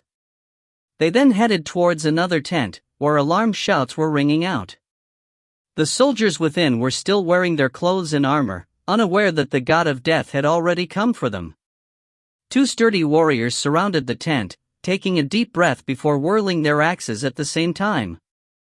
A sharp whistle sounded before the cries within suddenly disappeared. With its pillars broken apart, the tent had collapsed completely. Blood quickly soaked the cloth. The warriors were still eager to continue, slashing wantonly at the bulges in the cloth a few times. Every attack turned the cloth redder, and it was only when a dozen soldiers approached them in formation that they were forced to stop. A low-ranking officer was at the head of this group of soldiers, preventing the barbarians from advancing any further. At that moment, a burning fireball pierced the darkness to land in front of the soldiers. The explosion sent 4 of them flying, turning 4 more into human torches. The barbarians seemed fearless, quickly moving into the broken formation and charging the officer down. Their goal was not to kill as many as they could, it was more important to sow chaos and kill the leaders. Without their captains, the foot soldiers would just be scattered sand. Even as the barbarians' axes were raised high, they suddenly felt a breeze blow past them. How could any breeze blow in this world of raging flames and energy? Their eyes twitched as they continued to prepare the attacks, but the officer in front of them suddenly went stiff. A blade with no luster poked out of his chest, piercing right through his heart. Phaser appeared behind the officer like a demon. Her body half-bowed, she swiftly passed between the 2 barbarians and hid behind them. These warriors knew that this assassin was one of Richard's warriors, so they roared and brought their axes down, cutting down the soldiers who were pursuing her. Richard was currently moving along the borders of the camp. He already had a clear picture of the chaos in the camp, 3 sides already broken into by his army. Zim's enormous and eye-catching tent was less than 100 meters away, but over 100 elites were already gathered around it. A level 14 general was shouting out commands, gathering the scattered soldiers and grouping them in defensive formations. The ability to form a defensive line around the Viscount was proof enough of this general's ability. The soldiers under him were also courageous and powerful. Seeing the neat defensive formation around the large tent, Richard gave up on his initial plan of using the ambush to capture Zim alive. However, the true attack had yet to occur. Wandering around the camp in the night, Richard launched fireball after fireball into the fray. The large projectiles normally set 3 or 4 tents on fire, and the raging winds from the flames only helped the chaotic inferno spread further. All of a sudden, many cries started ringing from the camp's stables. Nobody had noticed as a grayish ball of light flew into the stable, silently exploding into a mental attack on the squires guarding the place. Everyone started panicking, and the warhorses were startled as well. They began to kick and bite, doing their best to struggle free of the ropes. In the midst of that chaos, screams and shouts rang out in the night sky. A bunch of hatchets whizzed through the air, cutting down 7 or 8 of the squires in the confusion. These hatchets were immensely powerful, able to cleave the bone off even the majestic warhorses. Bang! The stable fences were torn apart by the 2 trolls, and the barbarians and desert warriors quickly flooded the stables to begin an attack on the squires. Another fear spell landed in the midst of the enemy. The location and timing were extremely precise, ensuring that the seemingly chaotic desert warriors were not caught in its effects. The squires were all debilitated, and the barbarians who had charged ahead were barely affected given the natural valor of their race. With half their opponents incapacitated, the battle ended up being a massacre. Another strange wave of yells rang through the night, but nobody could tell the language of these screams. Another wave of hatchets quickly flew through the sky, cutting down 10 of the squires who were huddled together. Their morale finally hit rock bottom in the face of this fierce offense, and they began to escape in all directions. If you find any errors, ads pop up, ads redirect, broken links, non-standard content, etc., please let us know. Report chapter so we can fix it as soon as possible. Book 2, Chapter 171. Nightly Attack. Richard's army did not give chase, instead starting to steal the horses. Desert warriors were natural horsemen, so they quickly managed to take 40 of the elite warhorses and leave. The trolls and barbarians followed rapidly, escaping into the darkness. Hatchets were flying everywhere in the night sky, this time aimed at the remaining warhorses. 4 fireball spells landed in the middle of the barracks as well, not very powerful but covering a wide area that enveloped almost half of the horses. The raging flames lit tens of horses on fire. Seeing the stable burning in the distance, Richard knew that the ambush was a success. He immediately sent out a mental order to retreat. A long whistle pervaded the night sky, and all the attacking warriors immediately stopped and retreated. They had withdrawn in an instant. At the fence, Phaser was making use of the shadows to hurry and escape. However, one of Zim's warriors blocked her way. Phaser was rapidly gasping for breath. Still a newborn, the rapid killing spree had expended more than half of her energy. The soldier laughed maliciously as he approached, his eyes on her exquisitely fair neck. To him, it was obvious that this neck belonged to a beautiful woman. His breath grew rough as he looked down, seeing the bulge of her breasts. Even the dark robe covering Phaser's body could not hide her curves. Without the necessary energy, Phaser could not use her powers. The mere level 6 soldier in front of her was a major threat. Seeing the seasoned veteran shift his gaze, she suddenly opened a slit in her long robe to reveal her body from neck to navel. Every inch of exposed skin was white as snow, and from that angle it seemed like there was nothing under the robe. Even as the soldier was stunned, she threw herself towards his chest. Before the man even had a chance to react, he felt a slight pain in his abdomen before a strong numbness pervaded his body. He lost all feeling in a flash, lowering his head to find that this girl's left arm didn't end in a hand, it was a blade. The sharp edge of the dagger had penetrated his abdomen. The soldier tried to struggle, but she raised her right arm and tore his armor apart. Another slash later, his ribs were torn apart. Her right hand then dug deep into the wound on his chest, grasping his violent heart and tearing it out with a strong yank. She then pulled down her mask, downing it in a few bites before she rushed back towards their own camp. However, she stopped in her tracks only a few steps later. Her exposed eyes started to flicker, continuously scanning her surroundings in search of something. A blade silently appeared around her neck, making her stop moving altogether. A cold, harsh voice sounded by her ear. "There's no need to look, I'm right here." Phaser slowly raised both her hands and turned around, meeting Waterflower's steely gaze. "What are you? How? Are you related to Sinclair?" Waterflower asked coldly. She had not witnessed Phaser's birth, so all she knew was that this girl was a new follower of Richard. Waterflower had sustained severe injuries in that battle with Sinclair, so she bore immense hatred and trauma from the event. Phaser had just displayed several skills similar to Sinclair, especially with that dagger and the devouring of hearts. Memories of Sinclair flashed across her mind. Phaser seemed like a shadow of that demonic lady. Phaser's eyes twinkled as her mind raced at inhuman speeds. Only a blink of an eye later, she started speaking words that were completely foreign to Waterflower. The only clue that it was a language at all was the pattern of speech. The young lady locked both her brows, but she was unwilling to let the other party know that she didn't understand any of what she said. Phaser opened her mouth and spoke non-stop, leaving her completely baffled. The Shepherd of Eternal Rest was still on Phaser's neck, but Waterflower started to have second thoughts. The wild girl was someone who relied on instinct. It was extremely rare for her to think things out. However, the conclusion she drew from her reflection left Waterflower unsatisfied. As Richard's sole guard, she knew that there was a link between her master and that of the lady in front of her. This meant Phaser was a reliable ally. Soul contracts were the most reliable method of controlling someone else. However, the young lady's instincts kept telling her that she had to kill these creatures right now. If she did not do so, she would regret it greatly in the future. The thuds of many footsteps sounded not far away. A team of soldiers was rapidly making its way towards them. Waterflower let out a groan, slowly sheathing the Shepherd of Eternal Rest and disappearing into the night. Phaser looked at the approaching soldiers, her own body blending into the darkness. The heart she ate had allowed her to recover enough energy to go invisible. The broodmother hadn't told Richard everything about this special unit.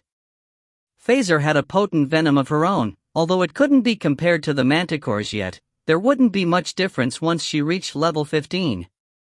Even now, her toxin was fatal if injected directly into the bloodstream. Just like Sinclair, she could also devour enemy hearts to restore energy. Of course, that was mainly for humans. Different species had different centers of power. The troop of soldiers had seen two enemies from far away, but now that they had rallied together and approached, all they could see was the boundless night sky. They couldn't even find any traces of the escaped enemies. The fire in the camp was soon put out, and Viscount Zim made a round around the camp under heavy guard before returning to his large tent. There was chaos everywhere, with several soldiers placing the bodies of their fallen comrades in a corner while wounded warriors were everywhere. 3 low-level clerics had started healing the wounded, but seeing the long line they turned pale and felt helpless. Bastards! Useless bastards!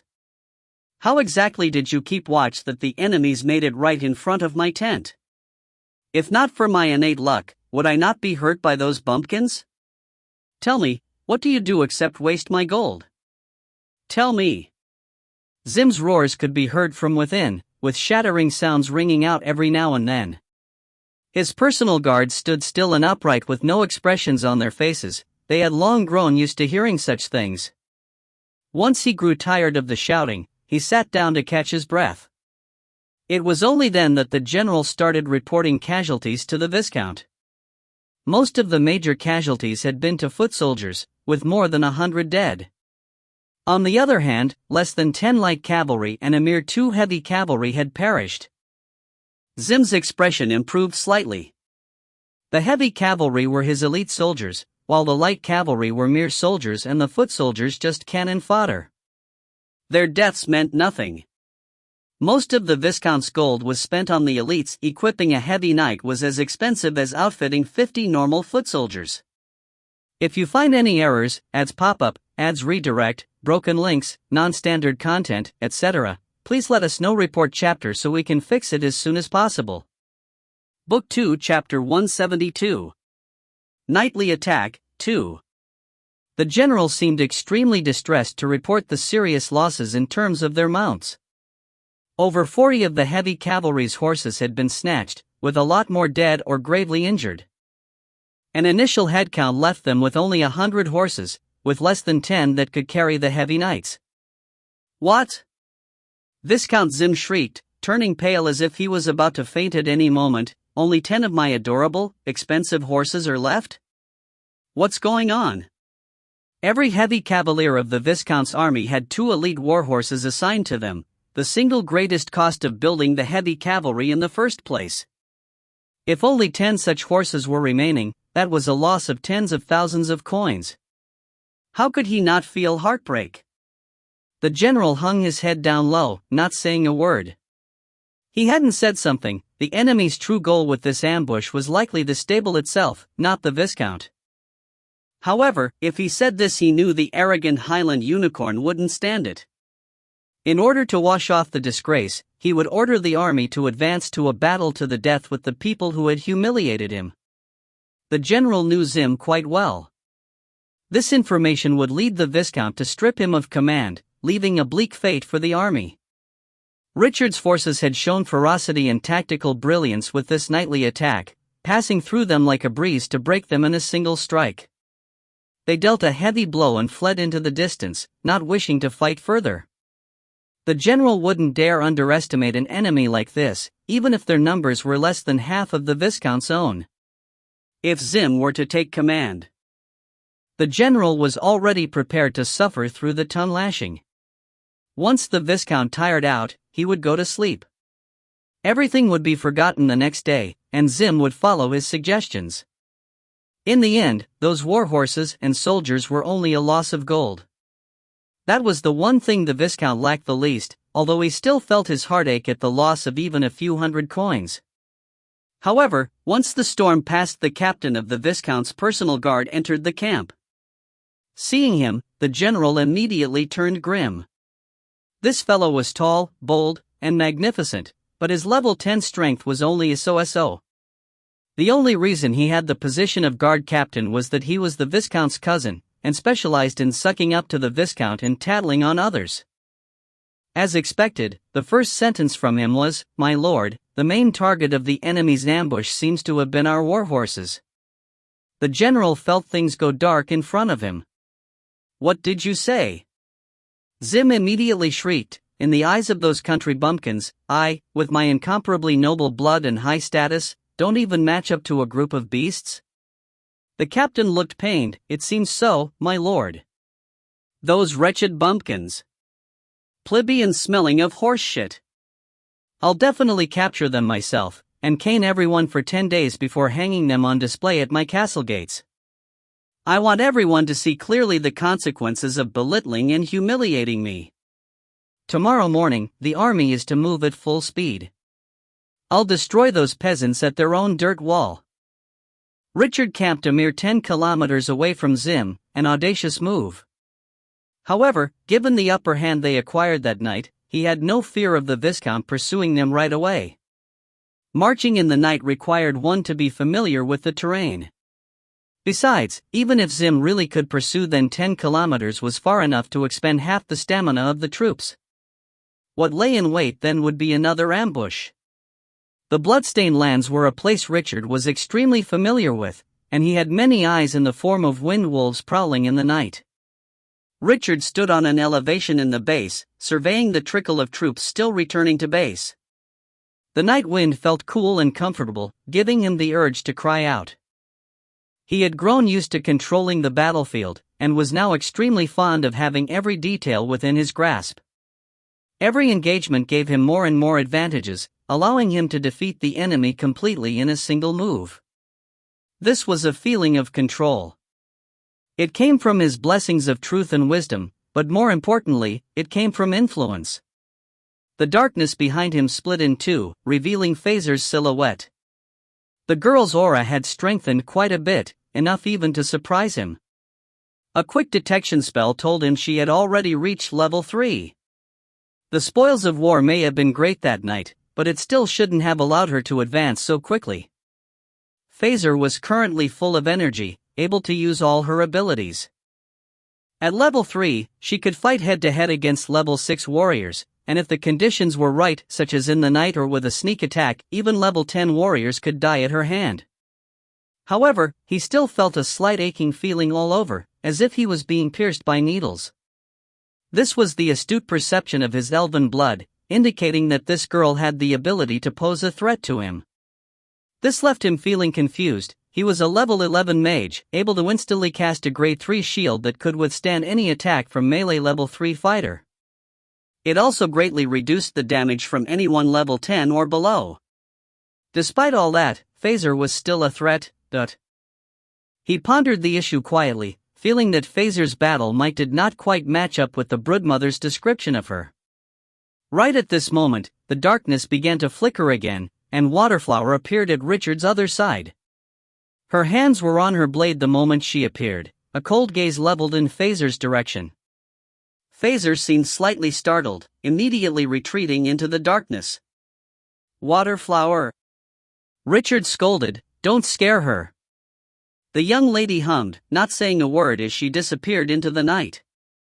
Phaser didn't slow her footsteps either, completely disappearing from his line of sight. Although the two had disappeared from sight, Richard could still use their soul links to identify them. The two had spread 30 meters apart with him at the center, standing on each side. The three of them formed a straight line. Richard had no idea what this situation was, but Waterflower had always stingy with her words, and there were even little changes in her expression. That hurried gaze he'd had on her just now did not allow him to discern anything from her face.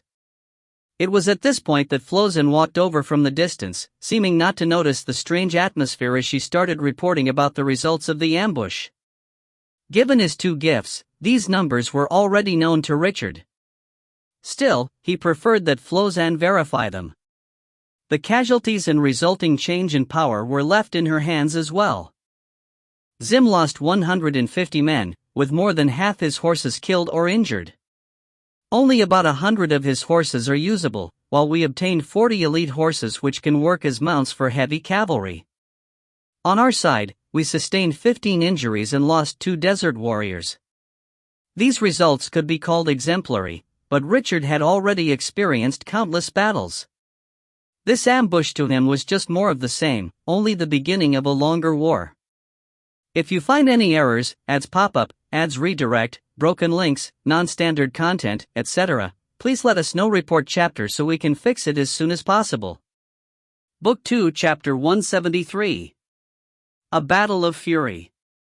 Richard could not tell how the war would end up. His control was limited to the battlefield, and yet external influences and confrontation were the greatest of variables. There were far too many elements to war, and a grade 2 blessing of wisdom was not powerful enough to give him that much control. Whenever this came up, Richard normally thought back to what Sharon had told him when he was still in the Deep Blue. Most of the time, adaptability is more important than planning. The troops returned to their stations in order, the injured looking for the 2 fallen clerics for treatment.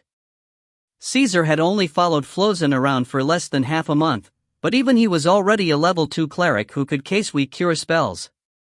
Although he wasn't worth paying attention to when planning, his help could not be disregarded. Richard moved to the center of the camp, commanding in a low voice, "All of you are to rest up overnight. We leave early in the morning." Setting up camp a mere 10 kilometers away from the Viscount was proof of Richard's guts and arrogance. However, it was just as he had expected. Zim really wasn't in the mood to pursue. Richard's army had managed to ambush the enemies despite tight security and wariness. It would be foolish to pursue when it was still dark. A day's march had left Zim with quite an impression of the area. Without a guide who knew the terrain well, they could trip over themselves before they even found Richard. That night had already added to Zim's trauma, and he definitely wasn't going to gather his troops to pursue. He was worried that sending his troops out would leave his base empty, giving Richard a chance to return and pose a real threat.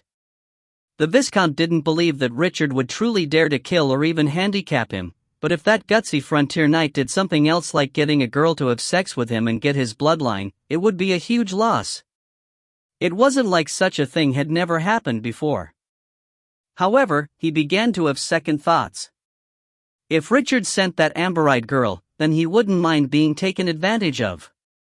But then he remembered what would come next. It would be an unspeakable humiliation to the great unicorn to have his bloodline in that damned frontier knight's lineage. Zim was immersed in a mix of panic and fury, his mind full of all sorts of strange thoughts. He couldn't sleep at all. He paced around the tent, remembering everything he had seen and heard. He was filled with hot blood from time to time, wanting to wage a righteous war at Richard's castle, allowing the fool to see the siege techniques of a true royal.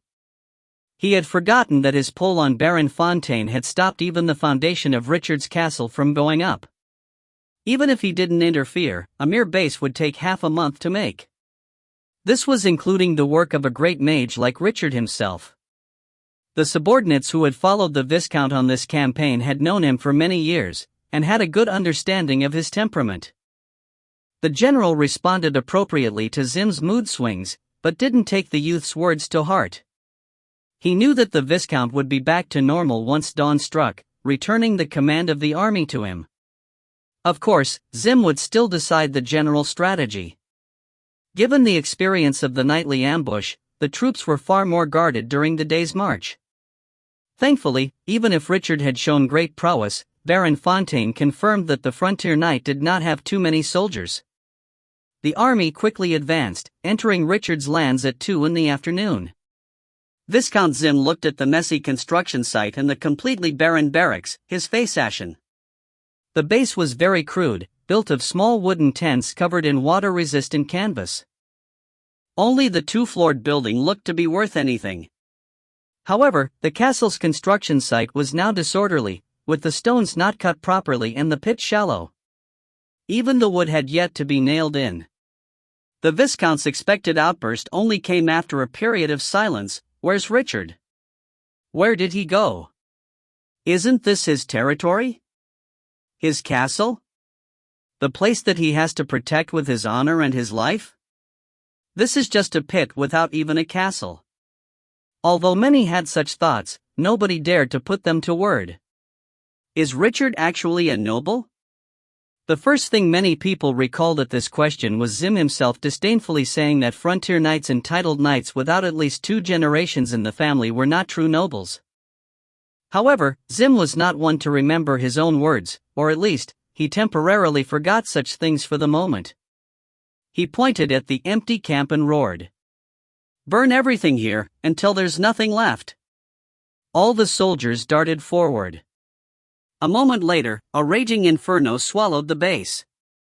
However, this place was little more than a well-equipped barracks. It made no difference if it was burnt. Richard's castle was a mere pit. Even if Zim wanted to tear something down, there was nothing to destroy.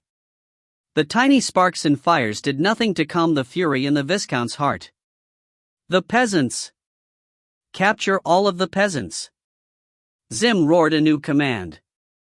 This time, even the guard captain did not act on it. The general turned away to direct the soldiers who were trying to burn the pile of stones, and the captain walked over to Zim and whispered, "My lord, Richard's territory is a barren land with a scant few people. If we want to capture those worthless scum, we'll have to divide our forces." Once that sly Richard. There was no need to say any more. Zim had enough common sense not to divide his forces so casually, especially with that frightening ambush that left him worried for his safety. Only with his army around him did he have confidence and courage. "Then what shall we do?" The Viscount hummed, "We can't find any signs of Richard." The general and captain gazed at each other. The former still remained silent, as the latter snickered at him and said to Zim, "My lord, I have a few men who are proficient at tracking. Richard has many troops, so my people can definitely find them. Then look for them immediately. Once we find them, the entire army is to attack." Zim stated coldly. "If you find any errors, ads pop up, ads redirect, broken links, non-standard content, etc., please let us know. Report chapter so we can fix it as soon as possible." Book 2, Chapter 174. A Battle of Fury, 2. Wait. The general finally stepped out, saying in a low voice, "Once we find the trail, we can't send the entire army right away. We'll need to send some scouts to check first. It could very well be a trap." Trap? Zim didn't seem agitated any longer, leveling a cold stare at the general. "Before we set off, you promised me you could defeat Richard successfully. Now, you're telling me that my near 2,000 elites can't deal with a mere frontier knight who has less than 300 soldiers? Is it so?" The general was left tongue-tied. No matter how powerful an army is, it only serves a purpose with the proper guidance. Of course, he was intelligent enough not to express the thought. An hour later, the trackers had found traces of Richard's army. Zim mobilized his entire army, starting a grand chase. The number of trails increased along the way, making the captain's smile increasingly warm. However, the general at the side turned increasingly glum.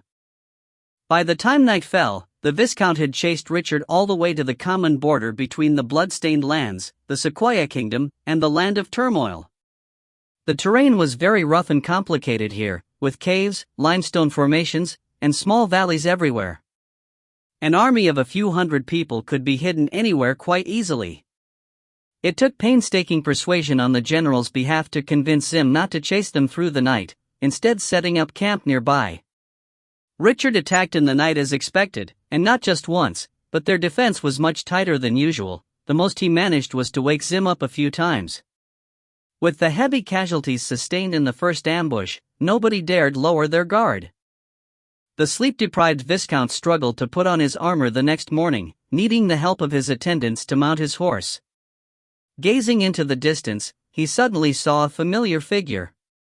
Despite their separation, he instantly recognized Richard's face. Richard was perched on his own mount at that moment, watching as the army began to surge towards him from far away. He couldn't help but smile, speaking to Flozen, who was next to him. "I won again." Flozen hummed unwillingly before saying, "Let's bet again, this time it'll be about how long he'll pursue you." "At least 3 days, Richard stated unhurriedly. "With his stamina and perseverance?" "I'd say 1. "It'll be 3, Richard smiled, "but you need to cooperate." Flozen grunted in approval. "Fine, I lost this time. I'll resist with all my strength." "Do you really have elven blood in you? You're such a violent fellow." "It isn't violence, it's conquest." Richard corrected her, defending his actions. Seeing Zim's army head over, Richard solemnly waved to the people behind him. Tens of barbarian warriors stepped out in a row, while the desert warriors shouted from atop the cliff. "He's finally fighting like a noble."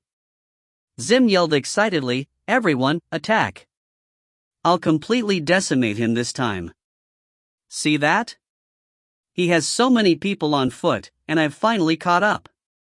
Looking at the warriors on the cliff, Zim immediately sidelined the general and directed the army in a 3-pronged attack. 2 mixed groups of infantry and light cavalry split off from the main force, moving to flank Richard and cut off his escape. The rest would charge straight on. Of course, he himself would be supervising at the backlines from the safety of his personal guard. The battle had ended just as swiftly as it began, but it was poles apart from the hot-blooded noble battle that Zim had expected. Richard summoned 6 dire bears at the top of the cliff, sending the thick-skinned beasts charging into the vanguard.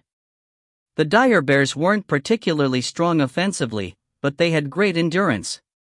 The power behind their charges was astonishing, able to send the vanguard into chaos in a few moments.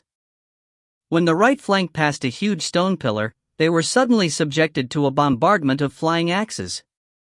A dozen of the cavalrymen at the front were knocked off their horses. Before the team could recover from the chaos, piercing whistles rang out and another round of hatchets flew over, throwing the rest of their horses as well. The soldiers finally saw their enemy, but they were left rooted to the ground. The throwers looked strange and inhuman, creepy enough to stun these trained soldiers for a short moment. They recovered quickly, charging forward with a yell, but all that greeted them was another round of hatchets.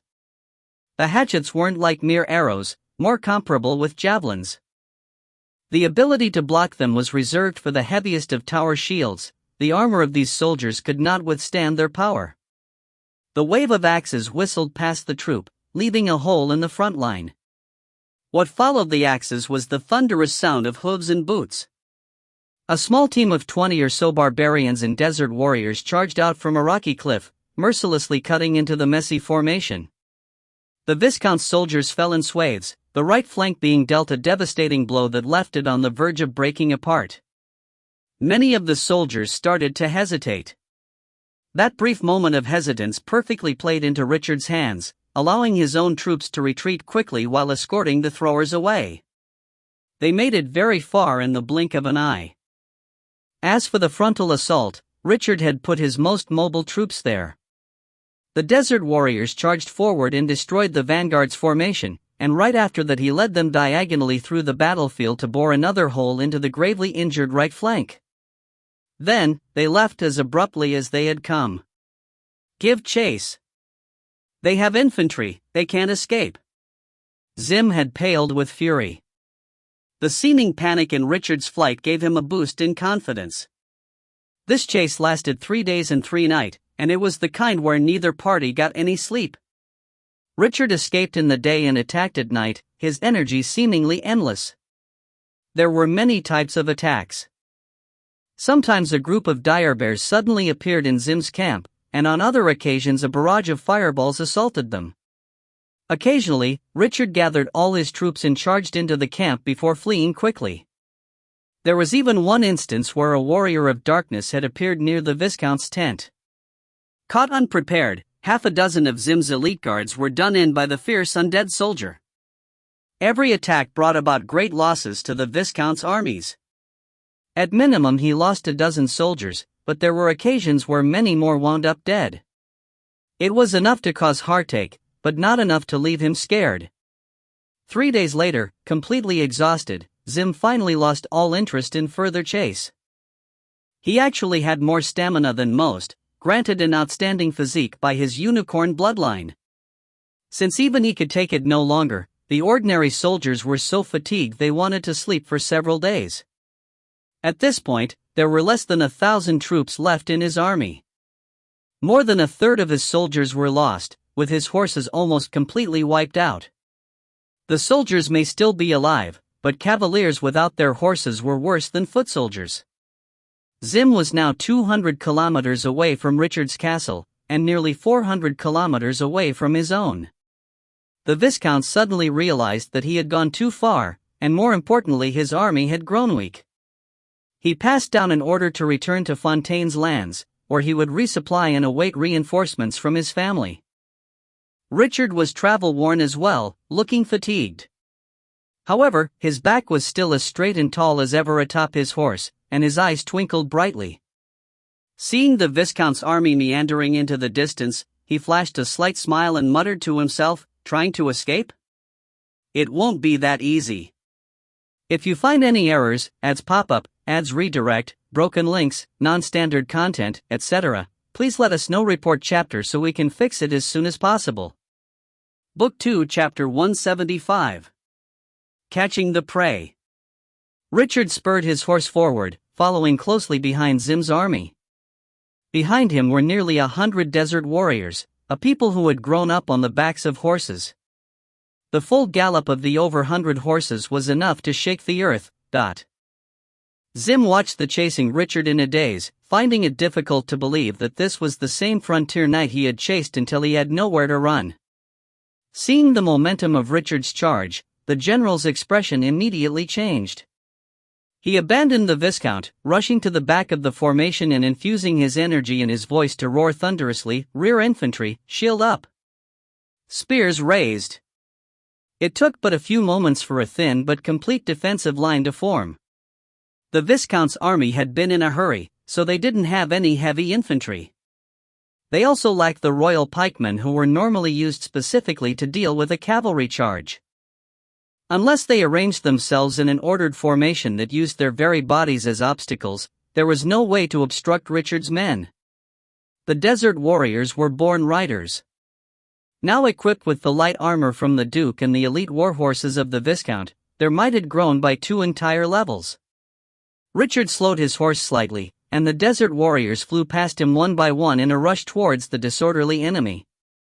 The guard captain had shouted out at the same time as the general gave his own orders, commanding any infantry with shields to move to the Viscount's side to defend him.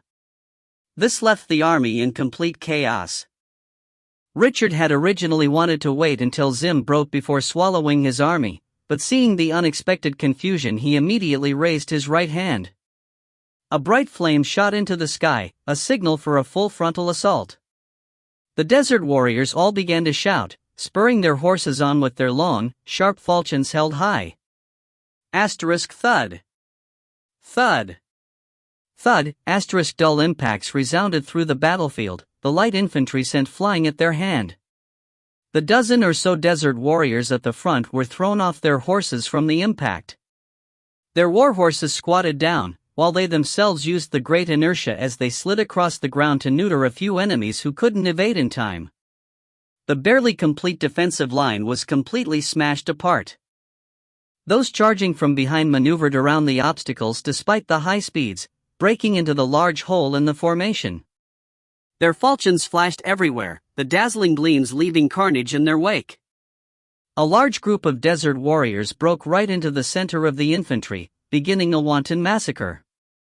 The defensive line was decimated, leaving a single unmoving boulder in the tide of horses. That unmoving boulder was Zim's general. He was like a black-armored war god, his two-handed sword a lethal weapon that mowed desert warriors off their horses as they came. His helmet was already dyed red with blood, and yet his cries did not seem to weaken one bit. If it was just the desert warriors, the general would have become an unyielding hero who could save the impossible situation. However, the rest of Richard's army had arrived. Several dozen meters away, Richard reined in his horse as he gazed coldly at the bloodbath around the general. Medium rare, stop him from the front. Tiramisu will support you. Gangster, move behind him and attack his legs. Ola, help them with your war song. Zendral, curse him again and again until you succeed. I'll cut off his escape. Every order pushed the general further towards the abyss. The man found that he didn't lose to the troll's axes in terms of strength, but behind him was an agile, sturdy brute whose every attack held mountainous power that eclipsed even the trolls. More and more cracks started to cover his two-handed sword, the weapon that had accompanied him for many years actually growing difficult to control. Zendral's curses were taking effect. It took no time for numerous fierce enemies to surround the general. He was level 14, but each of his opponents was just as powerful. With all of them fighting him at the same time, he knew he wouldn't be able to hold on for too long. He thus gave up on the rear immediately, preparing to retreat to his troops. However, Richard had been observing the situation. He took out the book of holding the moment the man made his move, the power of magic surging out from within. Just as the general knocked Gangster back, he found to his despair that 6 dire bears with thick, coarse fur had suddenly appeared in front of him. Bam! In the midst of all the chaos, a heavy punch landed on the back of the general's head. The immense force immediately smashed his head into the ground. Medium rare then jumped high, his large body that weighed hundreds of kilograms aimed to crush the general upon landing. Richard's heart twitched. Keep him alive. He yelled quickly, but it was too late.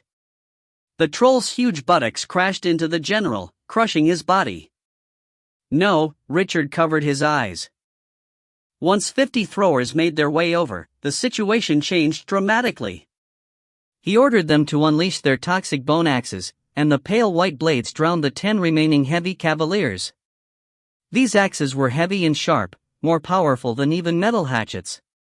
Once they cut through the plate armor and touched the flesh, it didn't matter if the wounds were only light. As long as blood was drawn, the toxins on the blades would take the soldier's life in minutes. The second throw of the bone axes sent twice the number of squires to their demise. Had there been enough warhorses, these armored squires would have made for an excellent light infantry. However, off their horses they were fated for death. The throwers quickly emptied their 3 bone axes and 5 hatchets, annihilating most of the Viscount's elite forces. The whistle of the axes had become every soldier's nightmare. Even those covered from head to toe in plate armor could not block them. The perfect attack had completely destroyed the Viscount's army. The guard captain had taken Zim and fled as fast as they could the moment the general went down. Some of the warriors followed, while the remaining abandoned soldiers gave up their resistance out of despair and surrendered to Richard. He left behind less than 10 of his soldiers to watch over the more than 300 prisoners of war, having his army reorganize as he started a fervent chase for the rest of Zim's troops. The chase took an entire day and night. Richard was like a wolf seeking its prey, prowling around it and taking a vicious bite every now and then.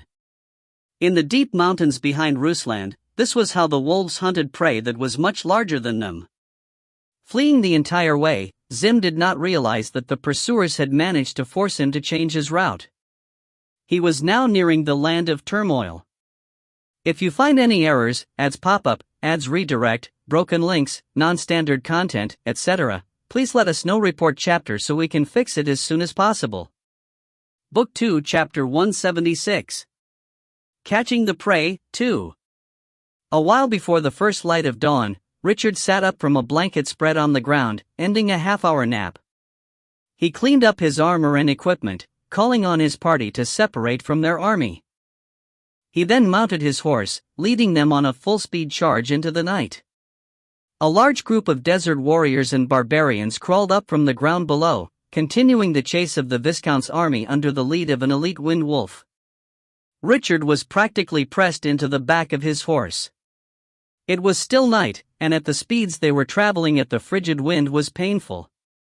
The team followed his mental route at breakneck speed. If nothing went wrong, he would intercept them in half an hour. The Viscount would be left with only his personal guard when they caught up. Most of the soldiers would be lagging behind to stop the bombardments of the advancing throwers. Richard's party was quite small, with only a few important people. There were already dozens of wind wolves lying in wait at the interception point, and even if Zim showed heaven-defying ability and somehow broke through the ambush, the brood mother was waiting only a few kilometers away. The Viscount's fate had already been decided. Dawn had just arrived when Zim caught sight of Richard. The Viscount's face paled, his lips trembling without the ability to say a word. The guard captain beside him grimly shot a glance at Richard's small party, and his eyes suddenly twinkled as he whispered into Zim's ear. A bright red immediately rose on Zim's face, and his signature piercing voice rang out, "Right. He doesn't have a lot of people anymore, and our numbers are several times of his. There's no need to fear him, charge." Richard looked to his left and right in an easygoing manner. The only ones with him were Gangder, Waterflower, the 2 trolls, Flozen, and 4 of the strongest barbarians. While it was indeed difficult to find mounts that could carry the trolls and barbarians, both races grew in the wilderness. They had amazing stamina that didn't lose out to that of a horse in a long-distance run. Zim had assumed Richard would be slowed by his foot soldiers, but this was an infantry that he could never catch up to. Zim still had nearly 30 personal guards by his side. His captain was level 10 as well, and judging by the huge advantage in numbers he decided to give it a last shot, going all out to carve a path of escape. Richard gazed calmly at the Viscount's distorted expression. The strength of his perception allowed him to hear Zim's battle cry, "We have the numbers. Go, destroy them." He couldn't help the smile on his face at that. The Highland Unicorn wasn't completely stupid after all. Knowing he could not win in speed, he decided to fight straight on and use his numbers to attain victory in a single go. Showing one's back to a great mage was a terrible idea. Magic was always faster than humans. But, does he really have the numbers? Having reserved most of his mana for this battle, Richard naturally had absolute control over the battlefield. He dismounted calmly, taking out the Book of Holding and casting the 2 grade 6 Nature's Beckon spells stored within. A wave of magic passed through the battlefield, spawning 12 dire bears between him and the Viscount. Seeing the sudden appearance of the 12 dire bears, Zim suddenly felt his mind go blank. 12 dire bears needed at least 4 or 5 grade 6 spells to summon. A great mage who could cast that many spells in one go was only one step from becoming a grand mage. Was this frontier knight he had been chasing all this while actually be a powerful grand mage? The Viscount decided to punish his intelligence officer the moment he returned to his territory, and officially ask for reinforcements from the family. However, the nightmare had yet to end. More magic flashed, and Zim now found 6 dire bears each on his left and right. Now, there were a total of 24 dire bears surrounding his personal guards. Just that alone would require great effect to overcome, but on top of that there were still Richard's fierce subordinates to consider. When the bears began to growl at him, the Viscount did the only sensible thing: he fainted. Zim was actually lucky. He hadn't noticed the dozens of wind wolves appearing behind his men. The captain of the guard noticed the pack of wolves that had just appeared around them, instincts telling him that these were Richard's summons as well. He then took a look at the unconscious Viscount, quickly choosing to surrender. Thankfully the wind wolves and dire bears were all under Richard's control, or it would be a one-sided massacre. When Zim slowly opened his eyes, the first thing that entered his vision was a face that he had seen in his nightmares in recent times. He immediately screeched loudly, his voice so sharp it was like that of a little girl being raped. The sudden, resounding cry left Richard shocked, causing him to split up in laughter as he watched the man crawl backwards. Seeing the terror in that expression, Richard couldn't help but touch his own face and wonder if his Arcaran bloodline had awakened. Did he now have the face of a demon lord? Don't come over. Don't remove my clothes. The Viscount's shouts caused Richard's expression to change rapidly. The man's enslaved guards and even Richard's own entourage started to look at him with an unknown meaning in their eyes. The nobles of Phalor normally played with every kind of thing in their youths. One of the freshest things to play with was people of the same sex. This wasn't the only interpretation of the scream, but it was one of a select few. Had Richard been screaming, things would have made sense. However, Zim's shrieks made his personal guard think Richard's tastes were rather unique.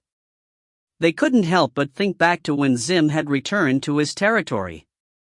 He had gathered his personal forces as fast as he could, too impatient to wait for the powerhouses sent by his family. This current behavior only cemented a few of the guesses these people had made as to the interaction between the two. Zim had already executed the entirety of his escort from that day in secret, so nobody knew the true situation.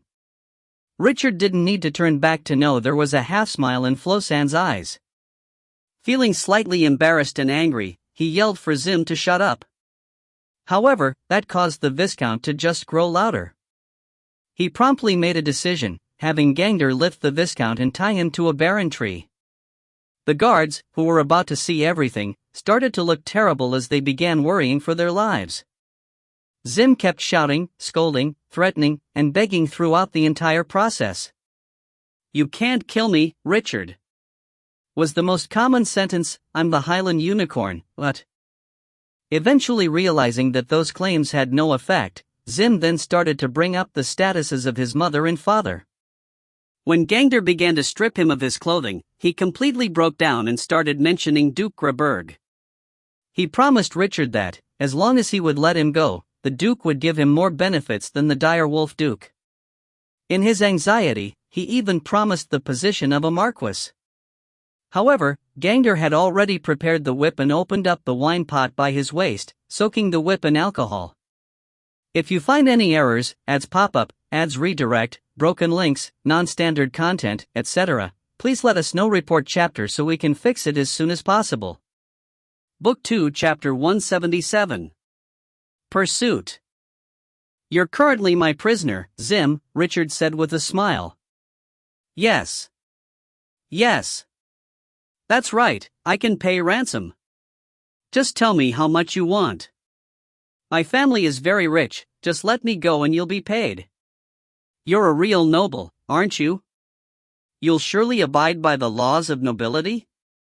Don't kill me, don't kill me. By the time Zim reached the end, he was wailing. In the deep, dark forest, his pale body grew even more dazzling. Of course I want a ransom, Richard said slowly. The sentence immediately relaxed the Viscount's pent-up nerves, but then the suppressed fear burst forth in the form of tears.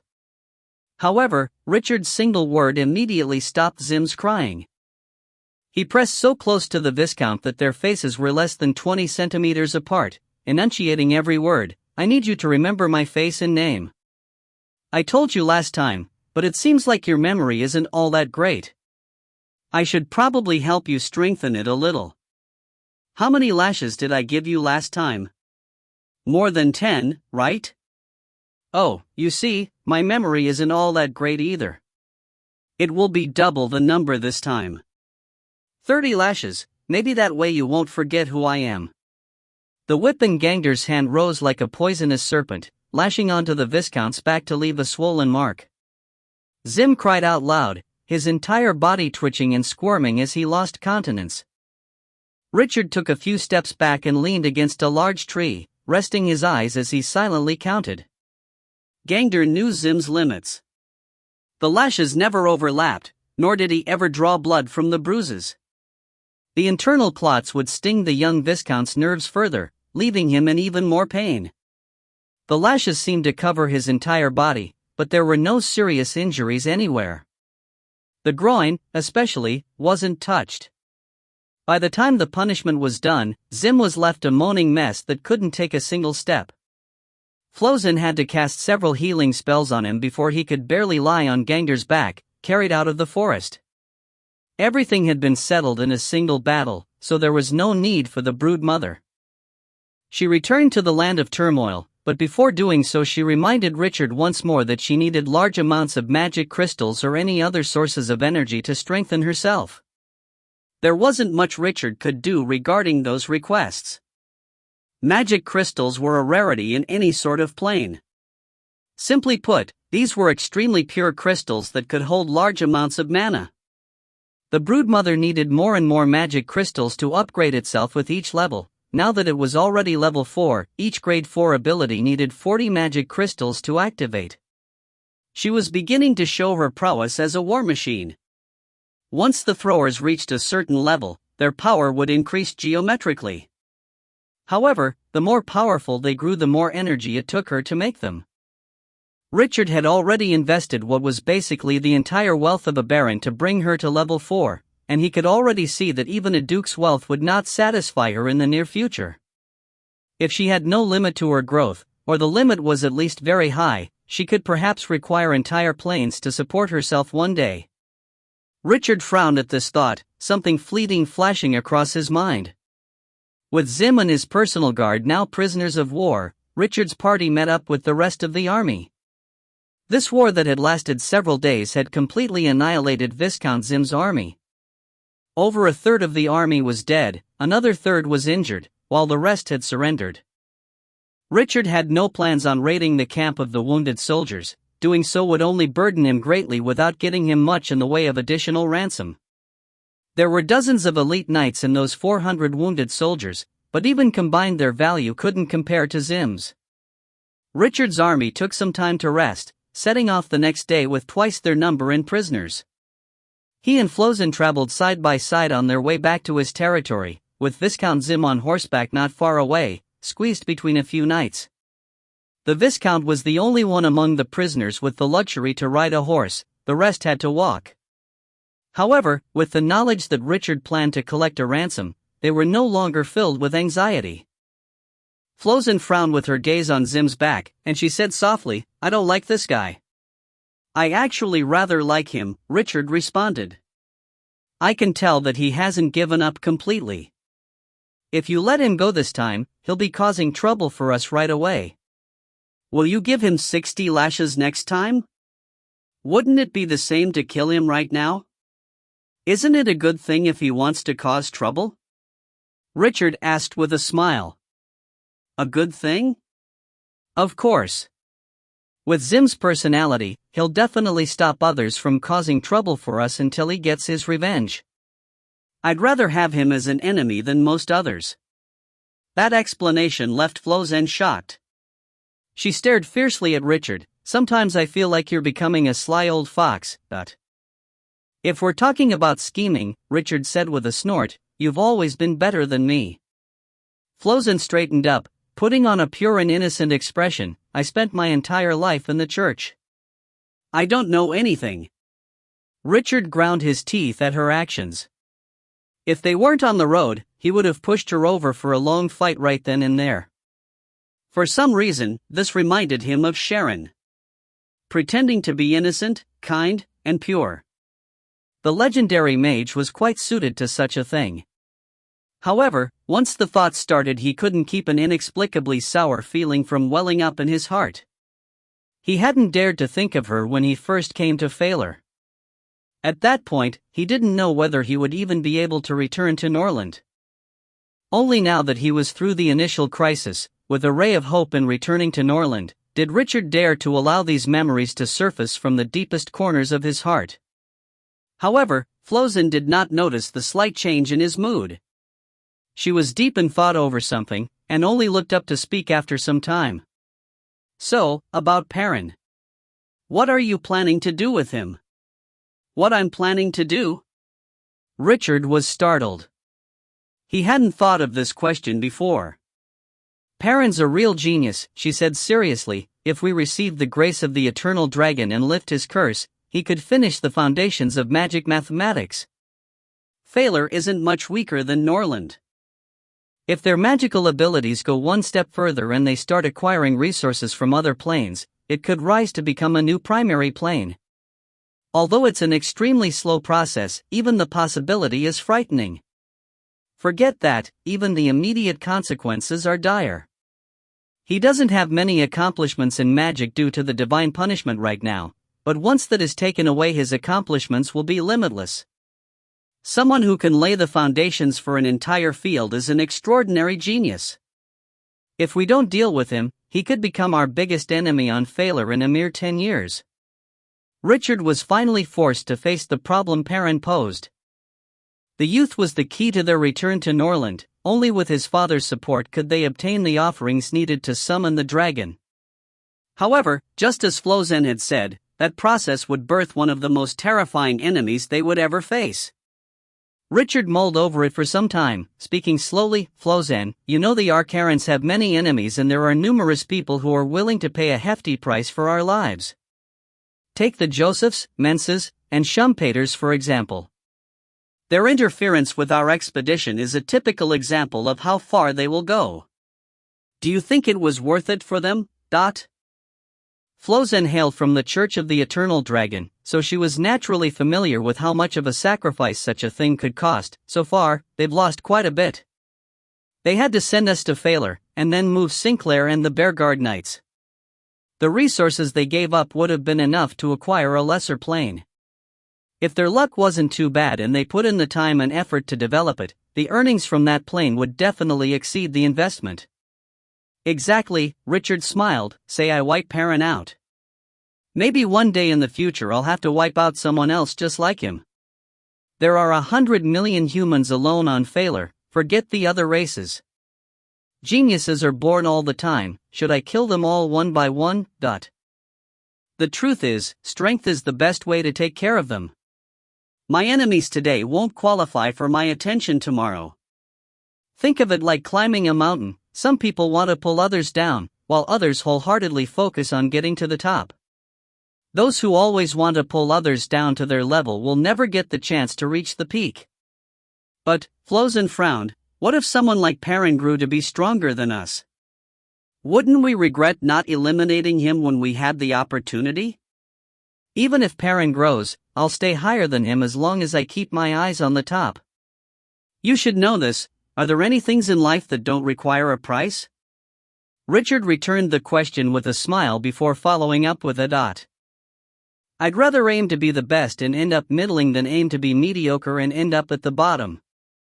If you find any errors, ads pop up, ads redirect, broken links, non-standard content, etc., please let us know. Report chapter so we can fix it as soon as possible. Book 2 Chapter 178. Ransom. With less than a quarter of his enemies' numbers, Sir Richard Arcaran had completely annihilated the invasion of Viscount Zim, the Highland Unicorn.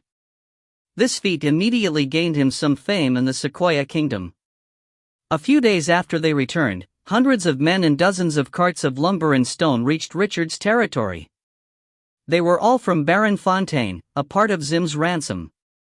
The young baron was now obligated to keep Richard supplied at low prices. The fact that the baron immediately sent everything over without objection after receiving Richard's letter verified Richard's conjecture he had defected to the side of Duke Graberg and Viscount Zim. This caused Richard to raise his evaluation of the Viscount's aides. Even in the midst of the military action, they had taken into consideration Baron Fontaine's territory and made use of its location to block communications between Richard and the direwolf Duke. This prevented Duke Bevry from intervening in advance and also blocked Richard's escape route. These were decent tactics.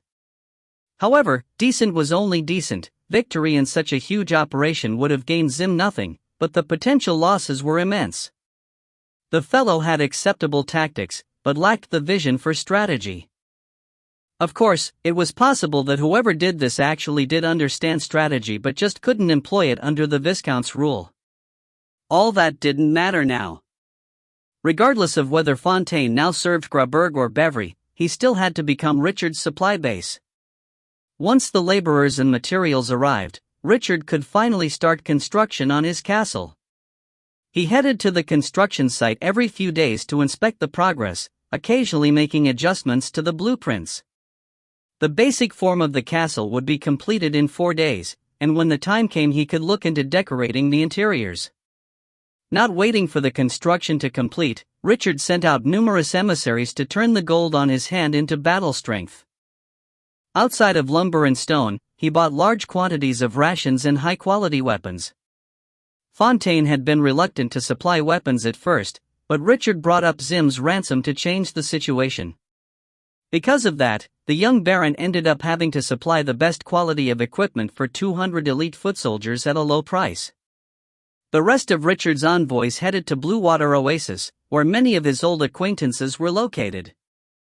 It took a mere few days for them to return, coming back with the latest news from the bloodstained lands. Although Blue Water had suffered massive losses under Sinclair's short tyranny, that was just a loss of manpower. The soil and buildings were still undamaged, and in the blink of an eye she had met her end at Twilight Castle. All the organizations that had ruled before immediately regained stamina, taking over the oases once more. However, not all of them had suffered equal losses. Some were practically unharmed, while others had suffered greatly. The delicate balances had been tipped. Every organization wanted different things when it came to the new distribution of power. Some of the larger oases were in imminent peril, about to face a civil war at any point. The human kingdoms bordering the bloodstained lands were eyeing immense benefits as well. The situation greatly increased the price of slaves, weapons, magic crystals, and magic artifacts. On the other hand, the prices of minerals, raw materials, and any other precious good had fallen instead. Richard had wanted to employ a mercenary group to defend his territory, but now he found that their prices far exceeded his expectations. An increase in the price of cannon fodder was a great indicator of imminent war. Richard stayed in his territory for a few days, extremely busy. He had to reorganize the rest of the troops, and the new desert warrior and barbarian slaves he had acquired needed to grow used to working with the wind wolves and throwers. They also had to learn to understand and obey the elite wind wolves, who communicated through physical actions and howls. The 2 wind wolves would relay orders from Richard himself. Just organizing the training took most of Richard's time every day. Thankfully, a few days of intense training allowed the new troops to begin integrating into the singular body of his army. With the first steps taken, his army had strengthened once more. At night, Richard would clear his mind and craft runes. Most of his time was spent on the Grade 2 penetration rune, and when he ran out of energy he moved on to restoring the damaged runes from the Bearguard Knights. The task was simple enough not to require too much precision or mana control, so he could complete them on instinct. This kind of work that wasn't complicated was basically his rest. By the end, he managed to recover 2 runes that were almost completely intact, one for strength and the other for defense. He also restored 3 subpar strength runes and 1 for defense. Time passed rapidly with his packed schedule. It wasn't long before an emissary from the dire wolf duke arrived at Richard's territory. This was the same envoy as before, the middle-aged titled knight called Chantun Notling.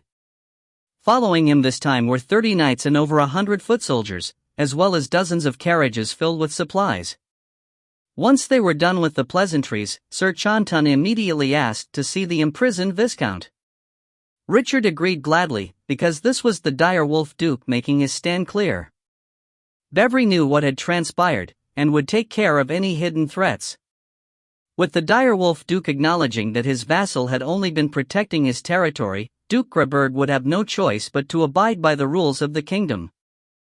He would have to pay a sufficient ransom for Zim's trespassing, and any revenge would be limited to prevent a direct war between the two dukes.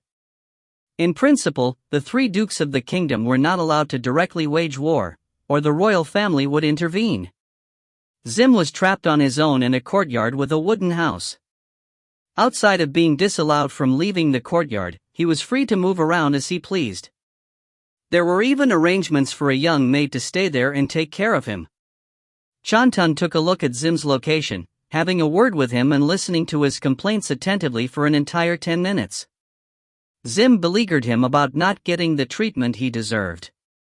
He wanted a dozen maids, more than 10 main courses for his meals, and the like. When 10 minutes had passed, Chantun abandoned the blithering Viscount and instead accompanied Richard to the imprisoned soldiers.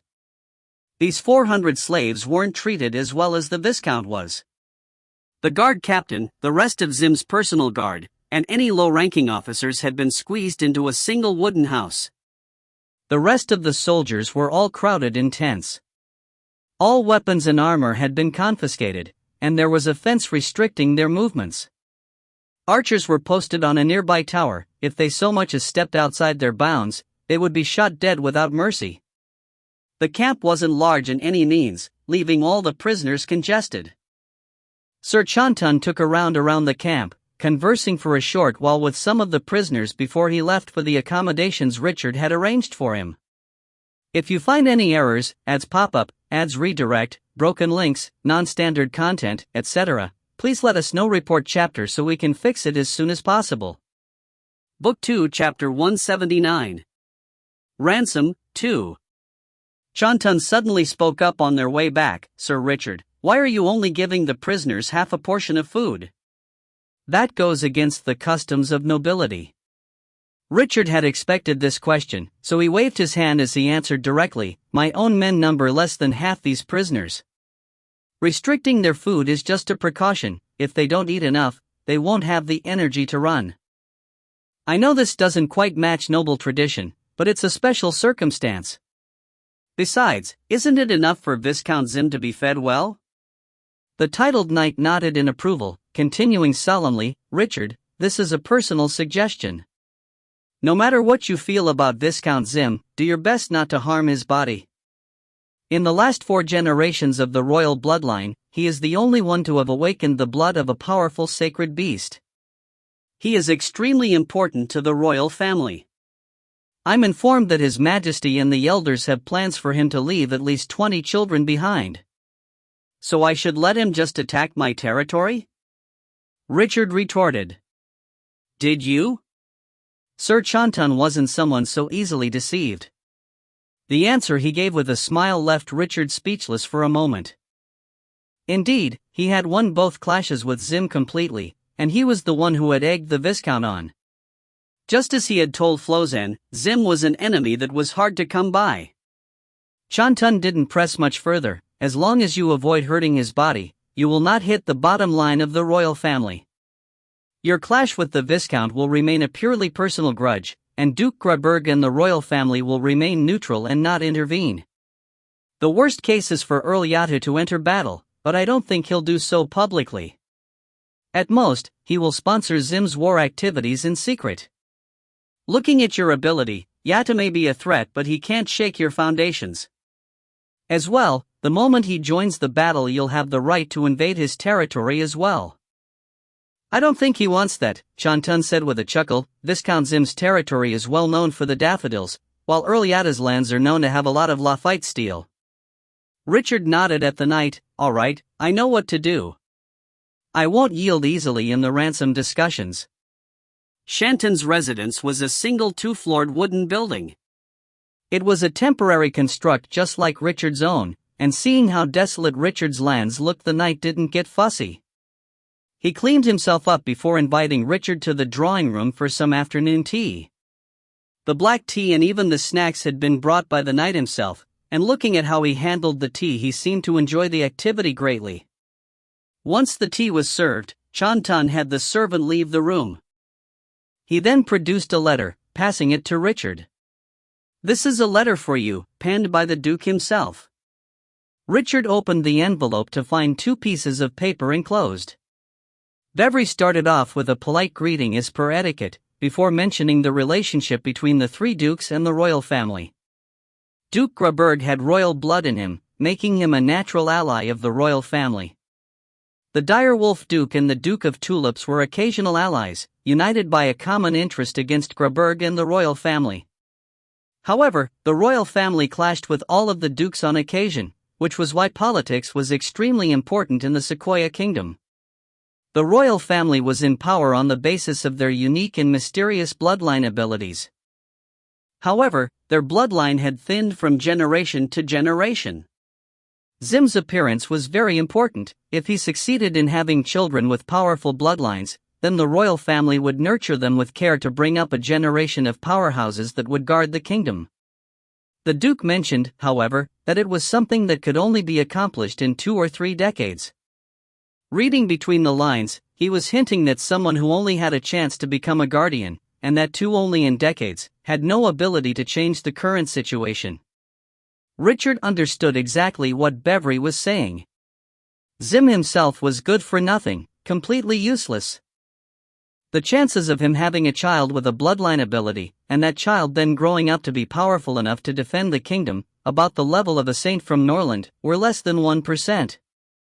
Richard didn't even bother himself with a genius like Perrin, so why would he kill Zim over the minuscule possibility of a future saint?